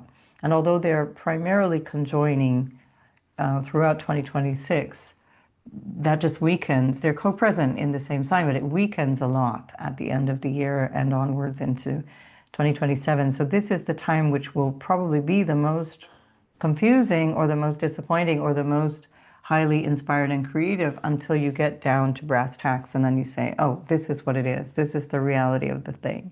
Venus is trining Jupiter from your eighth house, where your sun is, where your ruler is, and so from the 8th to the 12th house. So there can be something here that is really very much about what people don't see about you, what's coming up through you, but that you haven't yet been able to share or reveal or talk about, or you yourself are still processing what it actually means for you.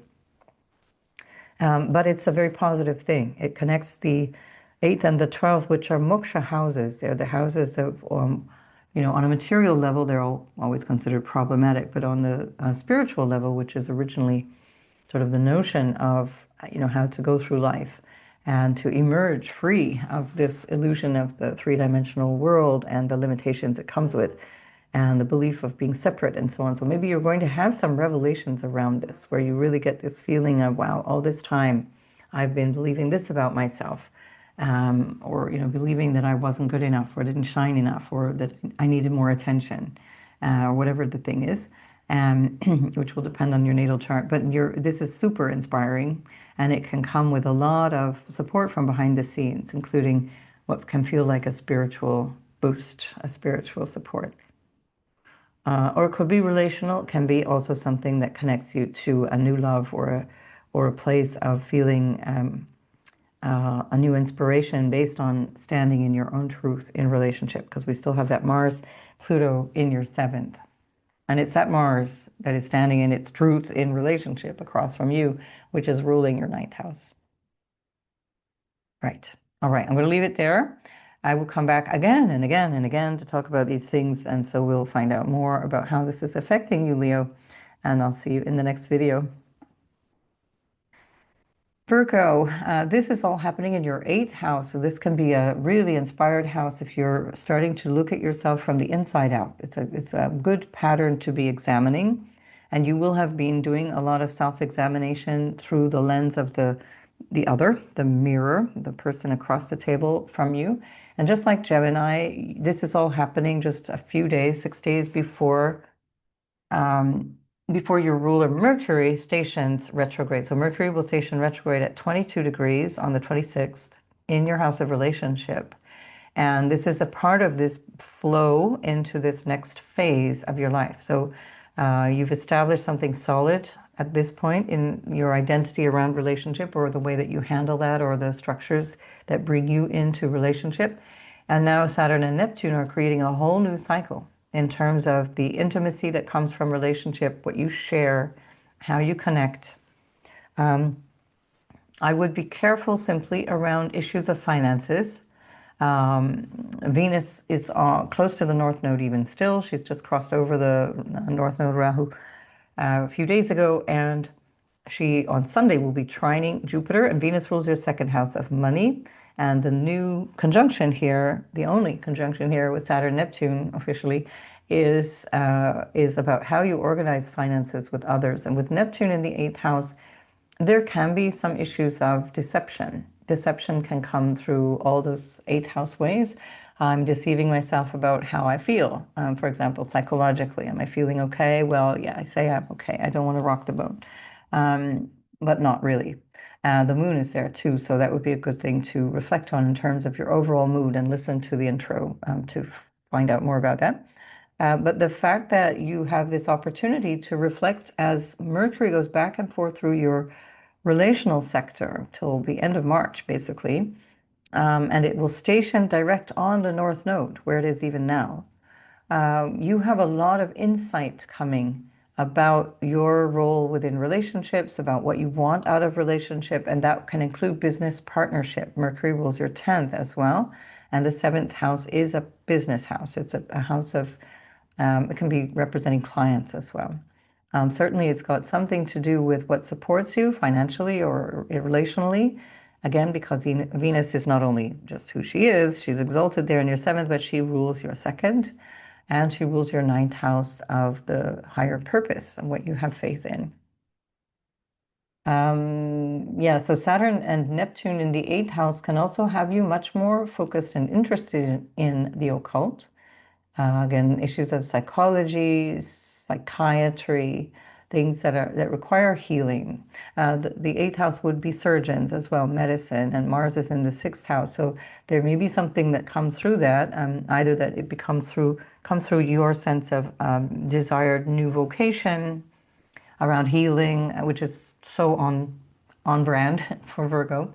But it puts it in a context that's much more conscious and much more aware, because Virgo can often sacrifice so much of themselves for other people, and feel betrayed or misled or resentful or frustrated or victimized or self-sacrificed as a result of that dynamic. And that would have shown up very strongly since the beginning of 2025 with the nodal axis there. But the fact that now Mars and Pluto are there in the sixth, and the Saturn and Neptune are in the eighth, it gives you much more of a sense of, okay, I got this. I know what I want out of this. This is no longer okay. If I'm doing this kind of work for people, I'm going to start charging for it. I'm going to set myself up in a way that I can be seen, because of course you've also got Uranus going through your 10th. So you're changing your way of being seen in the world, the way people identify with you and how you show up, and your career. All of it is changing. The eighth house is other people's money, and that can also involve the loss of something. So that can be that somebody dies and leaves you with an inheritance, or that there can be issues with an inheritance. So the Saturn Neptune, it can be like, wait a minute, I got cheated out of an inheritance, or I didn't quite get my share, or I didn't realize I was going to get anything, and here I got a huge amount, or I got something from somebody I don't even know, I don't even remember, for example. These things can happen. Again, more likely depending on your natal chart. Then it's not the same for everybody. But also the eighth house is everything to do with the mystery of life itself. What do I have faith in terms of being alive? How do I cope with this thing called life? And that would be also something that becomes really interesting. So you start to obsess or become really interested in spiritual truths or different schools of thought, meditation, practicing runes, whatever the thing is, astrology, whatever it is that can bring you so much more richness, help you overcome fear, fear of being isolated, fear of being alone, fear of being overlooked. Or if your partner is feeling that, then you feel like maybe you're having to take on a lot more. All of that is possible. And so the trine from Venus in your seventh to this Jupiter in your 11th is pulling in also this sense of a optimistic, cautiously optimistic vision of the future, because Jupiter is still retrograde until the 11th of March. And that's when things will start to really shape up for you. So I'm going to come back and say more about this. I really feel like I just repeat myself all the time. So that's why I don't upload videos for every degree of change on the zodiac, because it's just more of the same. Anyway, there we are, Virgo, and I will come back with fresh ideas, fresh things in the next video. Bye for now. And Libra, your ruler is in the sixth house, so that has been a really strong focus for you. And now, where Saturn was for nearly 3 years from now, it is now in your seventh house of relationships, and it's fully there. You got this flavor of that change that is inevitable in your relational sector and in the way that you feel about yourself in relationships, what you need emotionally to be happy, all those different things. That you got a flavor of June, July, and August of 2025. And now what's happening is setting up a whole new pattern in the relational sector of your life. That can be a business story as well as a personal one. This is how you do relationships. So it doesn't necessarily mean that the relationship is changing, although that would certainly be applicable for many of you. Because you do have Pluto, Mars ruling the seventh house in the fifth house of what makes me happy. And so this will have to align in many ways with what you need to be happy. Saturn rules your fourth house of what I need to feel secure and what brings me happiness. And the fifth house is kind of like how I express that. And here it's influenced by that Mars ruling your seventh. So it'll be tied to your relational dynamic. Here's one thought that comes to mind, which is, or I guess it's more fashionable to say, I'm channeling this idea, that you are influenced perhaps by other people's moods or the way other people feel or what they need, and that impinges on your happiness, or that is where you feel your happiness comes from. And I would say that's an idea to shed quickly and recognize, no, I am in control of my happiness regardless of what others are doing or saying or feeling around me. And this would be that Saturn Neptune way of saying, no, I see a bigger picture in relationships.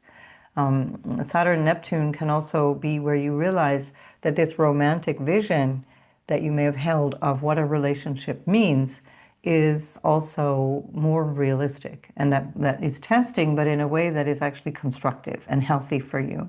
It's a maturing of your relational dynamic. I also did a bigger, more detailed video of the Saturn ingress, so you can hear more about that if you go back a few days and find that Saturn ingress video, which really overlaps enormously with this conjunction, since that happened only, what was it, 6 days ago. So one thing that's happening on Sunday, the 22nd of February, is that your ruler, Venus, is going to be trining from your sixth house of obstacles and everyday work and the things you need to do to make your day function, to make your life function. It's trinal to Jupiter, and Jupiter is ruling that from the 10th house of your sense of your social status, or that of course includes things like marriage or employment or how that works for you, how it's all going. Certainly there's a lot going on in the area of what you feel you should be doing day to day in your life, including maybe with a job, or the dynamic around who picks up whose socks. This is part of that story. And then this is also where we find some real blessings here that can be a real boost to your self-image or your image around the office, if that's how you're working, or in terms of your way of working with people. Seventh house can reference colleagues, or sixth house is more colleagues, seventh house is clients, and Venus rules the eighth house, which is money from clients. So this can be something that you really find, you're like, oh, I get it now. This is how I need to organize my schedule. These are the people that I'm working with. These people I will no longer work with. This is the way I need to be worked with, where you start to set boundaries. This is the Saturn blessing in the seventh house. And Saturn is good for Libra. So even if it's in detriment, it still is helpful for you as your exaltation ruler.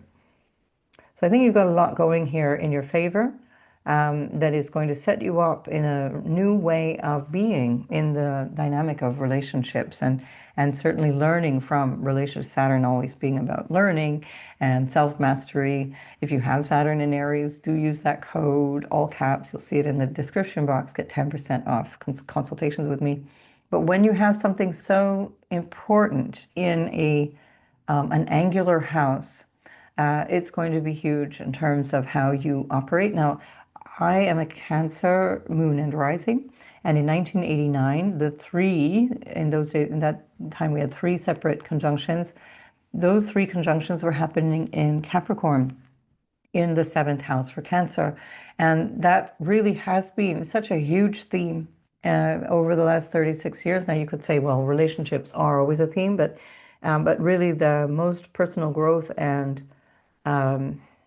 self-awareness and everything came through everything that originated, and the way that my life took a new turn, and the way that especially in 89 to 91, well, Saturn was there in the seventh house for Cancer, it took a huge turn in a different direction, or a direction that I'd hoped for, but I couldn't have imagined. And here you're getting the same thing, except at the very beginning of the seventh house. So I think you're really going to get a very hard to imagine turn in your life. That is a turning point that, with Jupiter in your 10th house in exaltation, is really going to help you thrive. So be open to things looking very, very different. Don't worry too much about planning and managing, but rather let yourself keep engaging, day after day. Keep engaging in the direction that you want to go and with whom you want to go. That was also a big part of these 36 years for me, where I invented and reinvented and changed the people that I was with and how I was with them, including professionally and personally and so on, as clients and all that other stuff. And started my own business as well. That was part of that cycle. So this might be part of your cycle. Saturn rules your fourth house of what establishes something concrete for you, as well as the fifth house of what makes you happy, how you create your children, relationship dynamics around love, and so on. All right. I'd need to see your chart to say more, but I think that's already a lot to work with, okay? Good luck with all of this, Libra, and I will see you in the next video. Scorpio, Sun, Moon, and Ascendant. Saturn is in your other Mars-ruled sign in Aries in your sixth house with Neptune now. So the two of them are meeting not for the first time, but just simply exact for the first time. And this creates a symbolic new cycle of 36 years. And that's something that you're going to grow into in terms of your energy around service, how you serve others, pardon me, of how you set yourself up day to day, your health, your schedule, the way you do your job, the colleagues you do your job with. So I'm just going to pause here for a minute. Sorry, Scorpio, I needed to take a little coughing break. We are still, every now and then, the farmers clear their fields by burning, and the fine particulate stays in the atmosphere. And if I forget to put the air purifier on, it triggers this cough again, which is my weak point, and especially has been problematic since November. So I'm back, so hopefully we'll survive the next few signs without coughing again.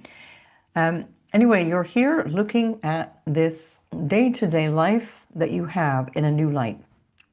And with your ruler Mars in the fourth house, you're looking at, and your modern ruler Pluto in the fourth house, you're looking at it from the lens of what can I establish in a way that makes me happy, that brings me a feeling of solid foundation to my life, that brings me a feeling of something I can rely on.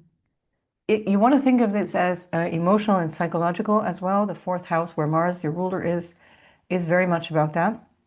It's not only material. It can be where you live, literally, but it can also be connected to your lineage, your family, things that you have inherited through them, how you grew up, and the relationship that you have to your home and homeland and all of those things. But it's especially connecting all of those things to your psychological state and your emotional state. With Mars there and ruling the sixth house, this may be something to look at in terms of how you feel about your everyday life, like how you're coping with that.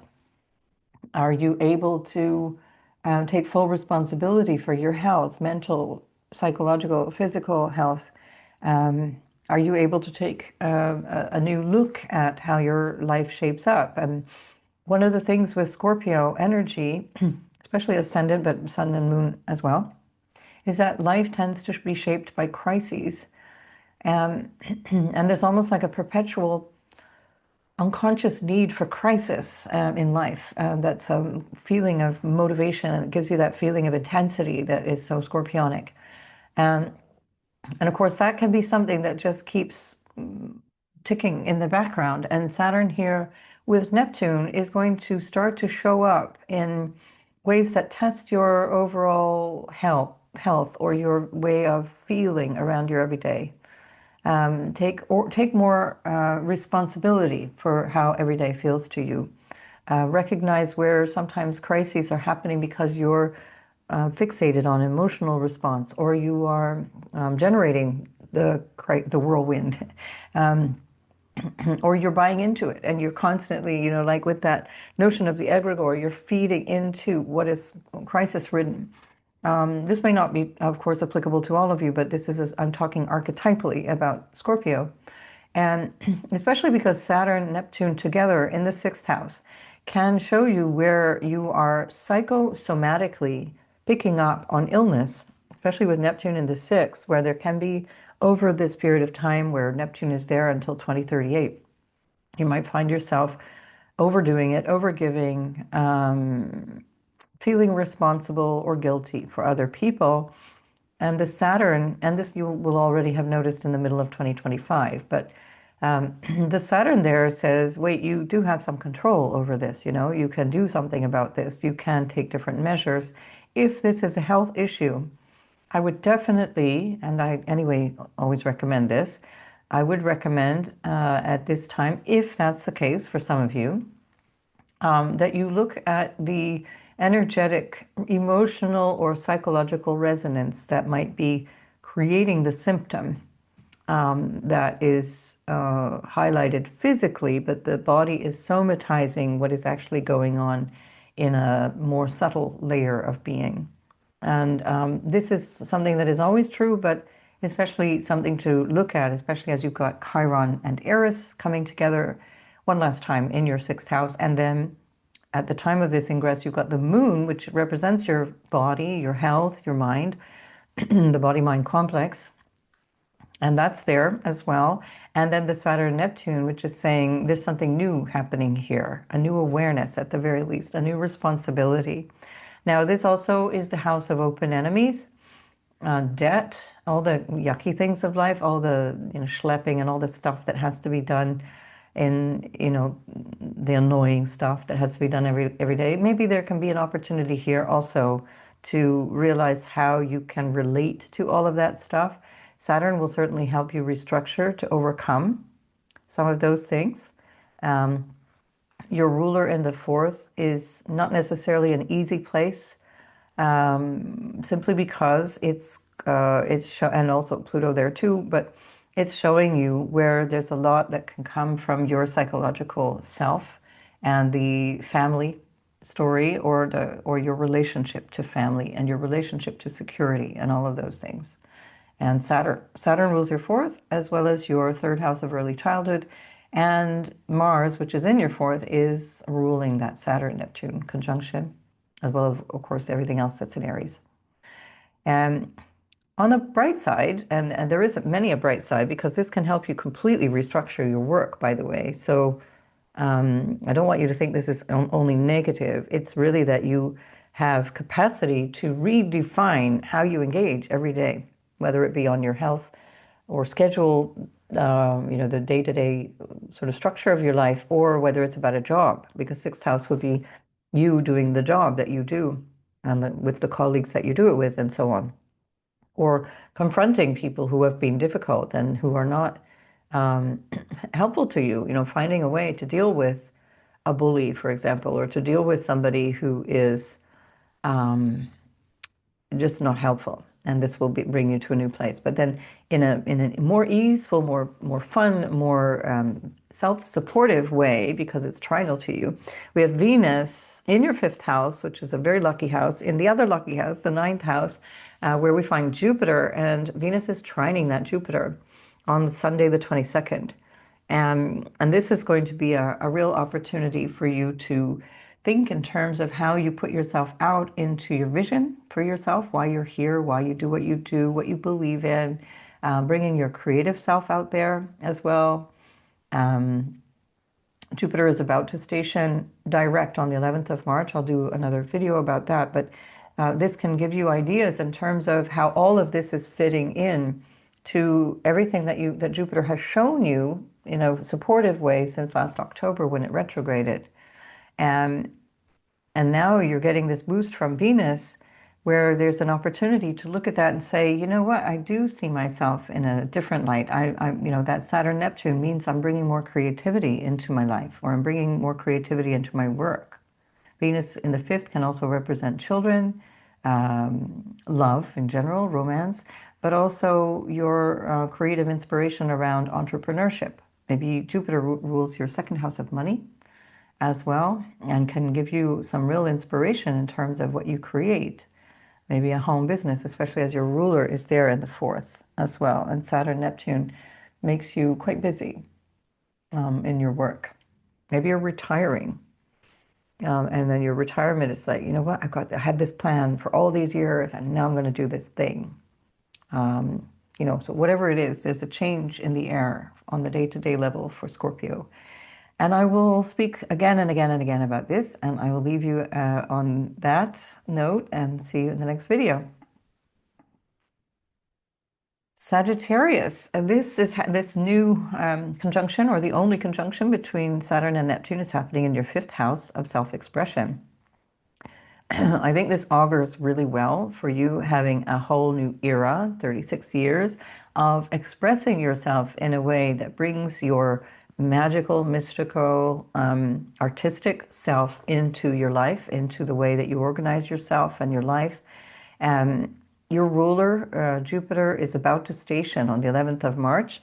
And just before, so on Sunday, not just before, but 2.5 weeks before, Venus is going to be trining Jupiter, the nicest aspect of the year, and especially because it's your ruler, exalted in Cancer, and Venus is exalted in Pisces, which is also ruled by Jupiter. So it really ties into you, Sagittarius, Sun, Moon, and Ascendant, and this new way of seeing yourself in terms of your emotional or psychological self that might make you sort of break free from more heavy stuff that may have been patterning you, especially with Saturn going through the fourth house. That's not an easy transit for most people. Even issues around home and housing and your connection to your lineage and your homeland, your psychological foundations, your emotional foundations, they were all really tested over almost the past 3 years. And now we have this fresh energy that's coming in. And Saturn Neptune is trinal to you. So it's a lot easier to manage Saturn when it's in a trinal aspect. It means that there's something you're constructing with a sense of durability. It doesn't come up against a wall all the time. It's much more flowy and creative, if we can say that about Saturn. But anyway, it's trinal. And so that with Neptune can really put you in a position of starting something you love, starting something that's based on your creative spark, or based on something you want to teach, because that's fifth house is the house of students as well. Saturn rules the third house of practical knowledge, and that's where we also find Mars, which is ruling your fifth house, and Pluto also has moved in there for the long haul as well in the third house, where there's a lot of speaking your truth, speaking a place that feels like this is about integrity and being on on a path of deep integrity. Venus in the fourth trining to the eighth these are what are called moksha houses. These are the houses of spiritual liberation, just a sense of being free or being unattached. And listen to the introduction to find out more about that. Being unattached to the sort of three-dimensional realities of life and feeling more free to live in a more sincere, actually more real way in terms of the spiritual self that you are. What else is happening here? Yeah, and so that brings a deep support for you, a real rich and deep support for you at the same time that Saturn and Neptune are moving in there. And so it feels like a whole big shift in terms of what you can create and how you can share that with other people. So Saturn on its own in Aries can feel like you're really restricted in how you show up. But with the help of Neptune, there's more of a creative spark that comes with that, or a spiritual awareness and wanting to show up maybe more aligned with your art or spiritual self, and not being so intimidated to do that. Certainly the Jupiter and Eris conjunction is part of that understanding as well. What has been holding me back? And that also comes to a new cycle from June through September, and I'll talk about that in another video. But you're really in this period of deep personal sort of exploration, and whatever comes of this is going to be lasting. And again, with Saturn in the fifth house, it can also be babies are coming from this. Jupiter is in your house of intimacy, and Jupiter, for especially a woman's chart, represents the spouse and also pregnancy and children. And that is your ruler. So that can be a year where you find, yeah, actually, we're going to have a family, or I'm considering that now, or I'm clear about that and it's no longer the thing. My creative expression comes from other sources. And also establishing something long-term in the sense of, like, maybe you do Taekwondo and you're going to establish a Taekwondo center, or whatever. You're a yoga teacher and you're going to create a yoga studio. That's one way that can shape up. I think that's kind of what I needed to say here. Mars in the third, ruling that fifth house, can bring a lot of fast thinking, a lot of ideas, a lot of expression that is going to impact on that Saturn Neptune now and then going forward, metaphorically, in the years to come. And so be careful of how you communicate and where you put your attention, because Mars in the third can also be wasting time through gossip or causing separation in relational dynamics around gossip or backbiting, or not stabilizing the relationships around you, including extended family or your neighborhood relationships, and especially so because that's Aquarius there. So just be mindful of that. Clear your own emotional field and then communicate. Or write it out. Third house is writing as well. Maybe write a book, or write letters and don't send them. Whatever. Or edit them heavily and then send them. Just not to burn bridges. All right, I think that's enough said here. I will be back again and again to share more, and we will meet each other in the next video. Capricorn, this is your ruler with Neptune for the first time in the exact conjunction. We've moved ahead a day, but the exact conjunction is on Friday the 20th. You watch the introduction to see that. And that happens at 0 degrees 45 minutes of Aries. And so here we've moved ahead. We've moved into that exact conjunction. We've moved beyond the exact conjunction, but we're still very much in it for the next few months. And so here we have a whole new cycle beginning in the foundation of your life, your relationship to your home, your homestead, your homeland, your family of origin, the family you create, your emotional or psychological foundation, um, what makes you feel secure. Maybe you're realizing at this point that you need to soften up your relationship to life. Maybe you have a feeling of more connection to compassion, maybe to spirit, to something that feels much more in alignment with what feels a little more less material, let's say, less easy to grasp. Um, and Saturn, pardon me, Saturn rules your second house as well as your first. And that is also your values, your family, what supports you. Hang on just a minute. All right, I'm back. All this talking is actually really hard on my throat, but there we are. We've got to do it. We're soldiering on like a good Capricorn. I'm not Capricorn, but I'm putting myself in that archetype, so I will get through this. Um, and your ruler here in the fourth house is going to be in a square angle to you. That's an angular house, and that means it's really significant, especially the fact that it's your ruler, but also because it's starting a whole new cycle that is so important to us socially. And this can be something that's deeply impacting you and where you are, how you place yourself geographically or metaphorically in the world. And it will have an impact, no doubt, on your career as well. This can be connecting you to something that you always sensed, but were finding it difficult to put your finger on in terms of what makes you happy or how you feel stable or otherwise in your life, how you relate to people emotionally, psychologically, even how you relate to your parents, especially your mother. All the more so because here we have the moon in the fourth house that will tie in your relationship to mother and home. Um, some astrologers give the fourth house to the father. For me, that has no logic. For me, it's the mother, and the 10th house would be parents. The ninth house in the Indian way is the father or father figures, teacher type figures. But they all do come together in a way that works simultaneously, that work together. Um, and here, all of that might be coming through where you're maybe in a situation of a change of relationship with your mother or the role that you play as mother, your role of nurturer or how you nurture may be examined. Capricorn doesn't have that nurturing quality archetypally because Mars is ruling the fourth house of your sense of emotional relationship. And there's a very Martian way of relating that can be very cut and dry, can be very hasty, pragmatic, sharp, short. In that Capricornian way. And again, this is the archetype of Capricorn. I'm not accusing a specific Capricorn out there of being like this. It's just to say that's the archetype because Aries is on the fourth house.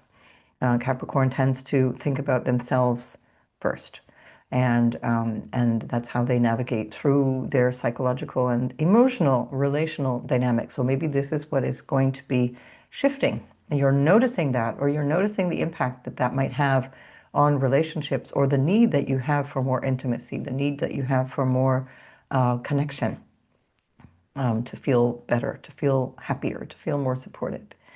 It's true that Saturn going through the fourth house can be quite heavy for some, and especially because here it's in detriment.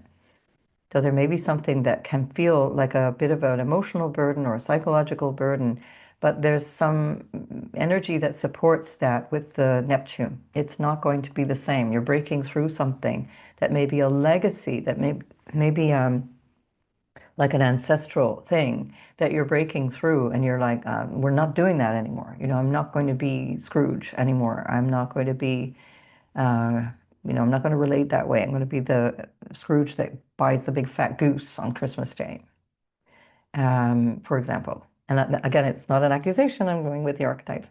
And here we have Jupiter also being trined from Venus in your third house to Jupiter in your seventh house, where it will soon station. Also an angular house, so very important because that really does shape up a lot of this sense of what the future is about here.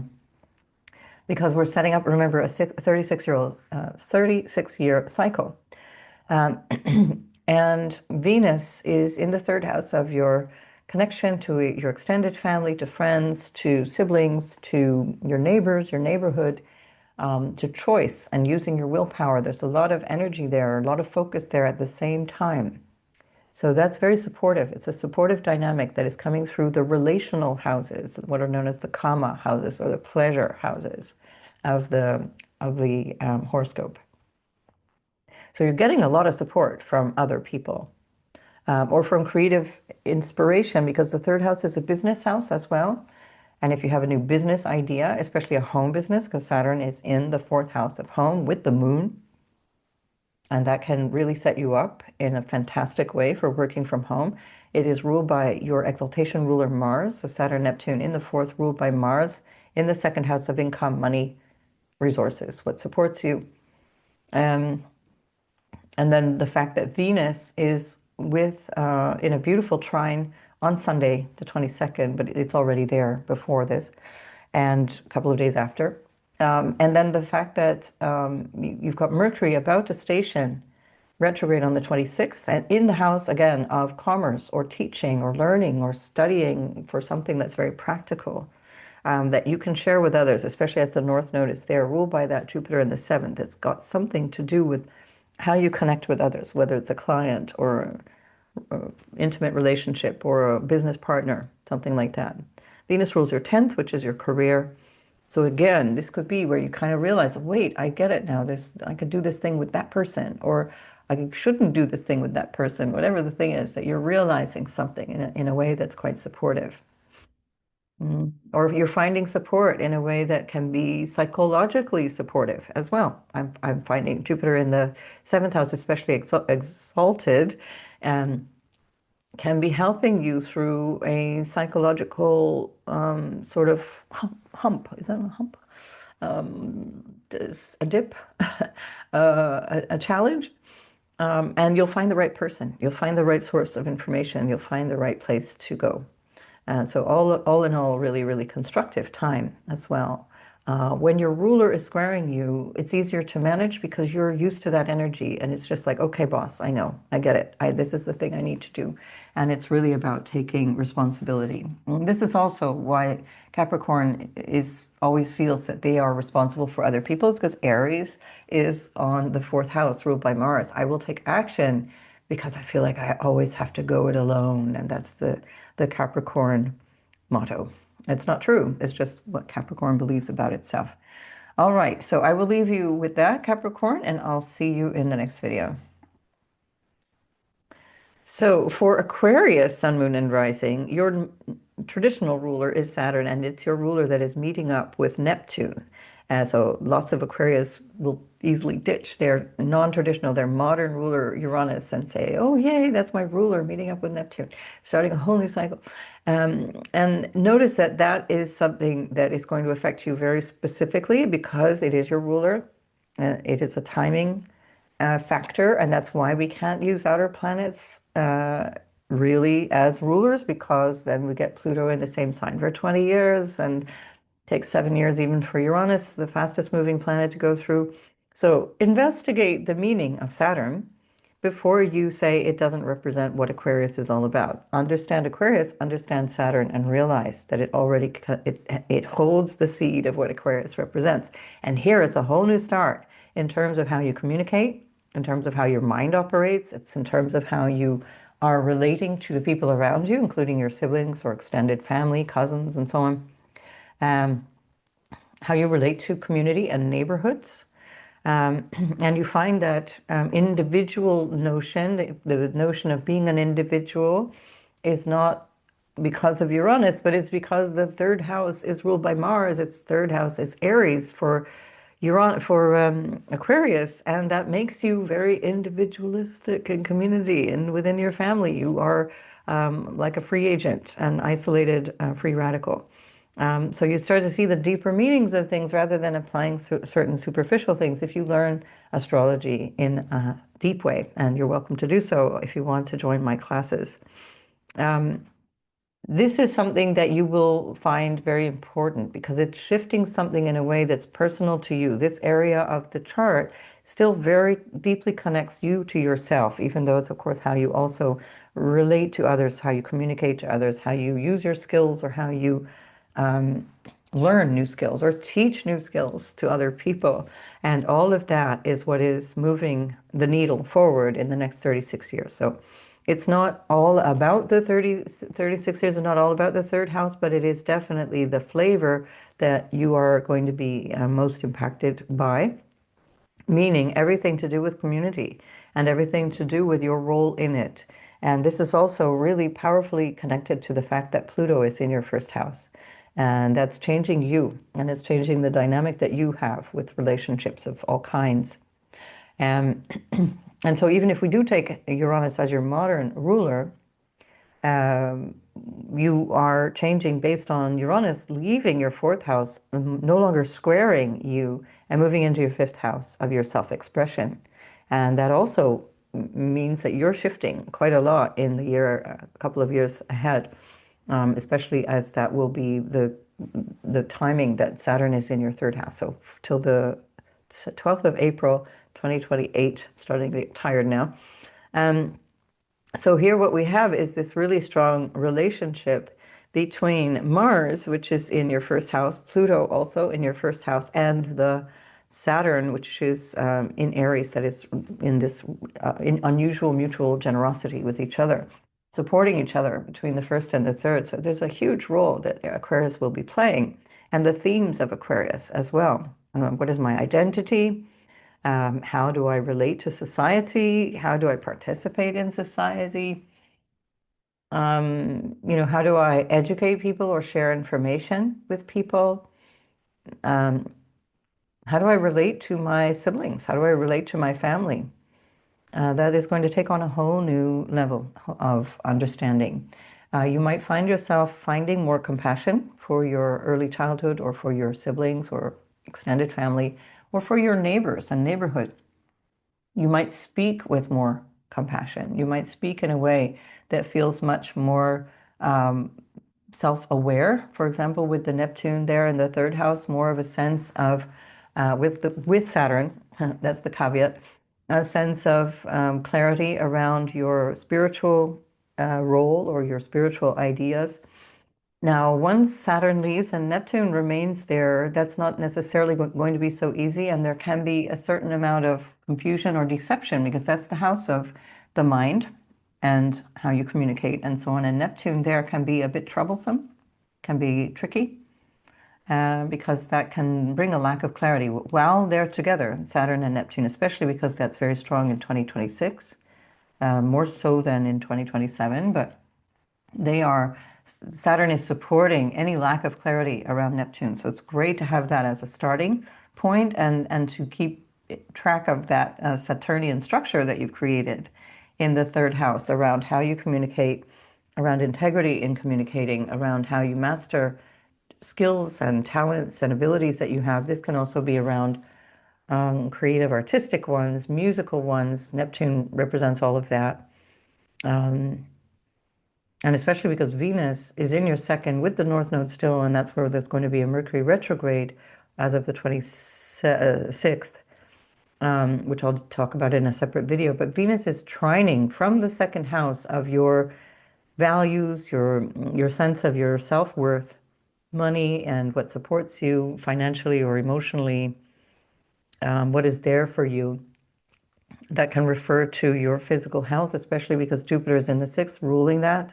Back in the seventh, that can refer to what you take in as health supporting or otherwise, what you're not doing that you should be doing, or what you're doing that you should not be doing, maybe with reference to food potentially, or drugs, or whatever. The third house is also related to habits in the same way as the sixth house, which is more like day-to-day stuff. But the third house is about willpower. And with Neptune, Saturn there, if this is something that might connect you back to a habit that's not supporting you, this is an opportunity for you to see, this can be different. This is a new cycle. I no longer drink. I no longer smoke. I no longer, whatever, do whatever. And especially with Jupiter in the sixth, and Venus trining on the Sunday, the 22nd, exactly, but it's still already in application, and still for another few days. this brings you a new sort of vision for yourself in terms of your everyday life and how you want to express that, or how you want to work or co-create that with other people. So it's really quite an interesting time for you. The third house, there's so much happening in the third house because it relates to our everyday. It relates to our, where do you get your coffee? Where do you go golfing? Where do you walk the dog? All of those things are third house things. So they're really fundamental. And it's how you engage in all of that. And certainly with Mars in the first house and the Saturn Neptune in the third, you might find yourself taking on a role of somebody who needs to really show the way or be a little bit of a leader in your local space or in community. Mars in the first can lead to issues around defensiveness or aggressiveness that would depend on your natal chart, but it's definitely worth noting that that this is happening at the same time from your first house to your third, especially as Mars is sextiling Chiron and Eris around the same time. So there's something that is very potentially very, very healing about this. Mars rules the Aries, so it's bringing it again back to you and what you're doing. Healing in a way that's constructive. I decide to heal. I decide to heal how I communicate. I decide to heal or really examine how I think, how I share information. Do I need to teach something? Do I need to be taught? Do I need counseling?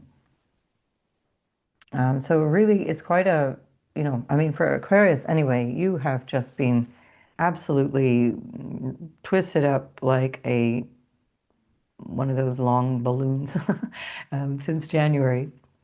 So, maybe this is also a really good time for you to just kind of sit down and let ideas wash over you, rather than try always to kind of jump in and engage and fix and question your opinions, question your belief structure. That I listened to the introduction about this because you are specifically concerned with that at this point as well. Beware of where your beliefs can be used for good or used for bad. Where are they part of the egregore that is that something conscious or unconscious in your life? Yeah, and then third house is also, again, how you use your skills, and that can include artistic skills. And as I mentioned, with Venus and Mercury in your second house, that really ties in this desire to express something creatively. And especially because Mercury rules the fifth house of your creative expression, your self-expression. So I think this could be a great period of time where you really kind of say, you know what, I did the corporate thing, or or I tried to fit into that category or whatever, but now I see this is how I need to be. And it is how you, anyway, essentially need to express yourself, Aquarius, because Aquarius requires a certain amount of freedom, freedom of expression. So observe where, like I said in the beginning, where's my mind the issue that is causing me to feel I am not free, rather than my outer circumstances. Listen to that introduction. And notice how you can reconfigure that with the Saturn-Neptune conjunction. All right, I will see you in the next video. Good luck with everything. Pisces. So you have survived Saturn and Neptune going through your first house of self. I want to say we have survived all of that. We still have a stellium in Pisces, a lot easier to manage, much friendlier planets in that stellium. And and before I touch on the Saturn Neptune, Venus, who is exalted in Pisces, is also trining Jupiter. Jupiter is 5 houses away from Pisces and exalted, even though retrograde till the 11th of March. And that trine from Venus back to Jupiter is extremely creative, very supportive. It can be potentially romantic as well, can bring you some real ideas around how you want to connect with children, or around the idea of children or education in a general sense, because Jupiter represents education, but the fifth house is also students and intellect and how you use that information. This is why Pisces is so intuitive, because the moon rules the fifth house. Cancer on the fifth house is is the Piscean way of knowing things is more intuitive. It's not necessarily cut and dry intellect, but that's that fifth house way for Pisces with Cancer on the fifth house. And these are the things you'll learn with me if you want to learn basic astrology. And here we have Jupiter in 2.5, let's say 2.5 weeks away from stationing direct. So just as we have this new energy moving into your second house, away from your first house of South, into the second house of your values, your self-worth, the way that you experience yourself in terms of what you have as a resource. In terms of Pisces, you are your resource, very strongly so, because Aries is on the second. You can create out of thin air. You always have something at your disposal. If you're acting from that place of the intuition and your expression of self coming from this Cancerian way of tapping into your gut instinct and doing something with it. So that Neptune and Saturn in your second house, which also represents your earned income or the money available to you, the resources that are also financial or investments, it's also changing. And so your relationship to all of that is really transforming in the years ahead for a whole new cycle. And you can say goodbye to the old way of being, and especially if that has been dysfunctional around money. Pisces can be very flippant around money, again, because Aries is on the second, and that means that it's like easy come, easy go with Aries. And so Pisces is like, I can't be bothered about money, not interested really. And here we have Saturn Neptune. So Saturn comes in and says, you got to be clear about how you use your resources, and including your physical ones. I'm personally being challenged with that in so many ways, because I'm having to really look at what I can realistically do and how much time I can spend, especially because so much of what I do is based on my voice. And Saturn Neptune, in terms of the houses from my Pisces sun and the rest of the stellium, is second from the sun. So it doesn't matter if you're ascendant sun or moon sign, this is going to impact Pisces. Because that second house is your voice, and it's about finding a new voice, or how you use your voice, how you limit or restrict your voice for specific needs and purposes. There you go. How you set yourself up in terms of what is available to you as a resource. Saturn rules your 11th house of the future and society and so on, and it also rules your 12th house of loss and things that you spend money on, expenditure. And that's where Mars is right now, and it's ruling the second house, where we find this conjunction between Saturn and Neptune. So checking your spending, checking your energetic spending. Are you working through resources that are compatible? Like, are you working through too much physically or too much through spirit and not enough physically? Too much intellectualism and not enough grounding? Because it's, again, a problem with Pisces. It's not that there's something Piscean, but the fact that Aquarius, the angelic realms and the spacey intellectual realms, are in the 12th house from Pisces.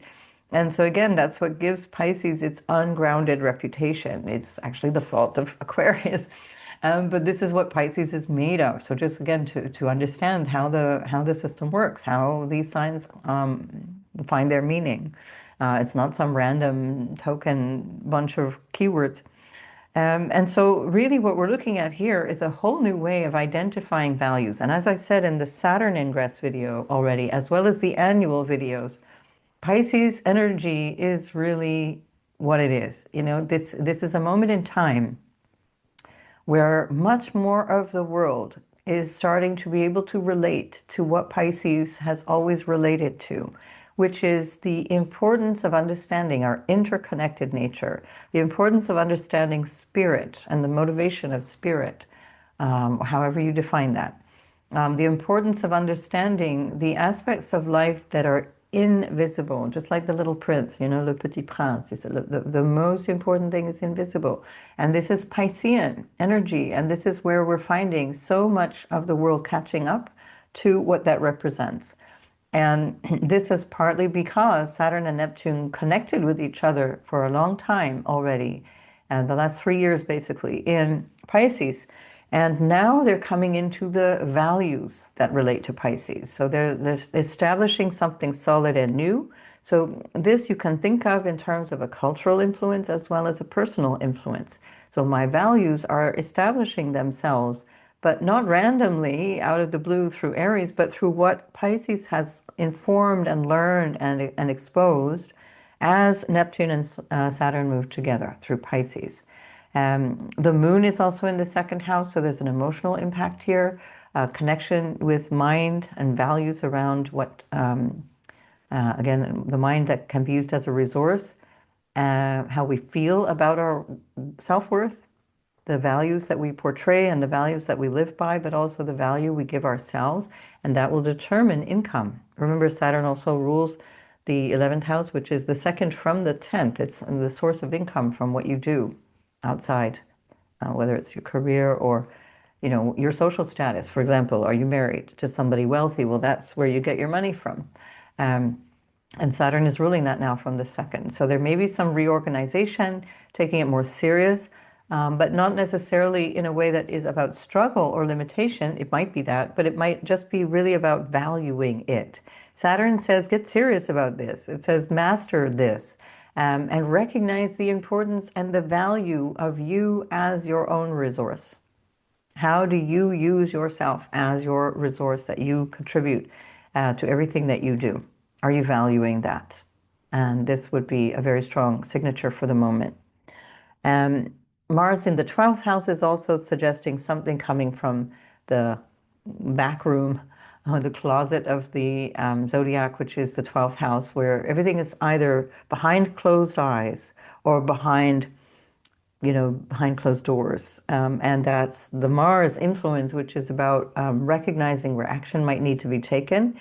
That can be about income that comes, because the second house that it's ruling, income that comes from a foreigner, foreign land, foreign trade. In Indian astrology, it's like foreign exchange. Businesses with people far, far away. Mars also rules the 9th house, which ties into that, foreign lands and so on. And so that also can be something where you're realizing, okay, so to expand my revenue, to expand my reach, I need to connect differently or better or more broadly with people from abroad, or that they will bring me the resources that I need. And that also includes the Mars in the 12th house, representing things that we recognize as unhelpful.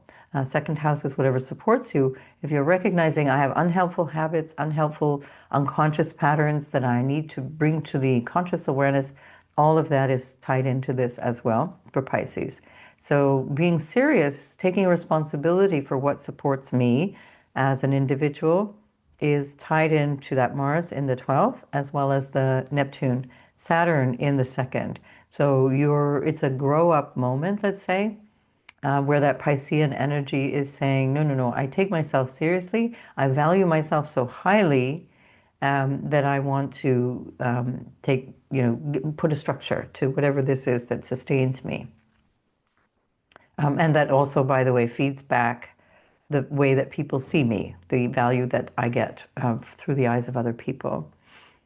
Venus is, like I said, trining, exalted Venus, trining an exalted Jupiter. And then at the time that that's happening, the moon will be in your 3rd house, exalted. Jupiter is ruling the 10th house for Pisces, as well as Pisces itself. And so there can be something really inspirational happening that connects you to your family, to your neighborhood, your local space, on the moon in the 3rd house, to your connection to how you communicate things, to your art, or the way that you're communicating yourself, expressing yourself, because 2nd house, 3rd house, Venus is in the 1st house, but ruling the 3rd house, where we also find Uranus, and the 5th house. It's all tying in that creative expression that takes you into the way people see you. So 2nd house is like the aesthetic or the artistic place that you put your energy, and the 3rd house is the use that you make of that, and that's where the moon will be, and that's the joy of the moon at the time that that's happening. There's a mini grand trine on Sunday, the 22nd of February. So there's a lot here to grow from. In a modern sense, people consider Neptune to be the ruler of Pisces. I still give it to Jupiter. If you consider that Neptune is the ruler of Pisces, then just amplify by a factor of 10 what I've just said. But either way, you're going to take a look at your relationship to the material world, your way of contributing, your resources that are at your disposal, your relationship to money, and lack. Also, a second house, especially with Saturn and Aries in detriment, that is, or actually in fall, because it's in exaltation in Libra across the way. You might realize that actually the notion of lack is coming through my mind, and I can retrain myself to see that I have everything that I need, which is always true for Pisces, but that may not have been visible to me. So use your Piscean creativity and spirituality and connection to that which is not seen as a way of working with this Saturn-Neptune conjunction. You will change the value that you give money and stuff. So I think also another way of looking at this is to free yourself up from the burden of too much material attachment. Okay, I'm going to stop there. I could go on forever and ever, but there we are. And I look forward to seeing you in the next video. And thanks for everybody who's come this far, even if you're not just the Pisces, but I really appreciate you being here and always appreciate your comments and likes, and especially if you subscribe. I'll see you soon. Bye for now.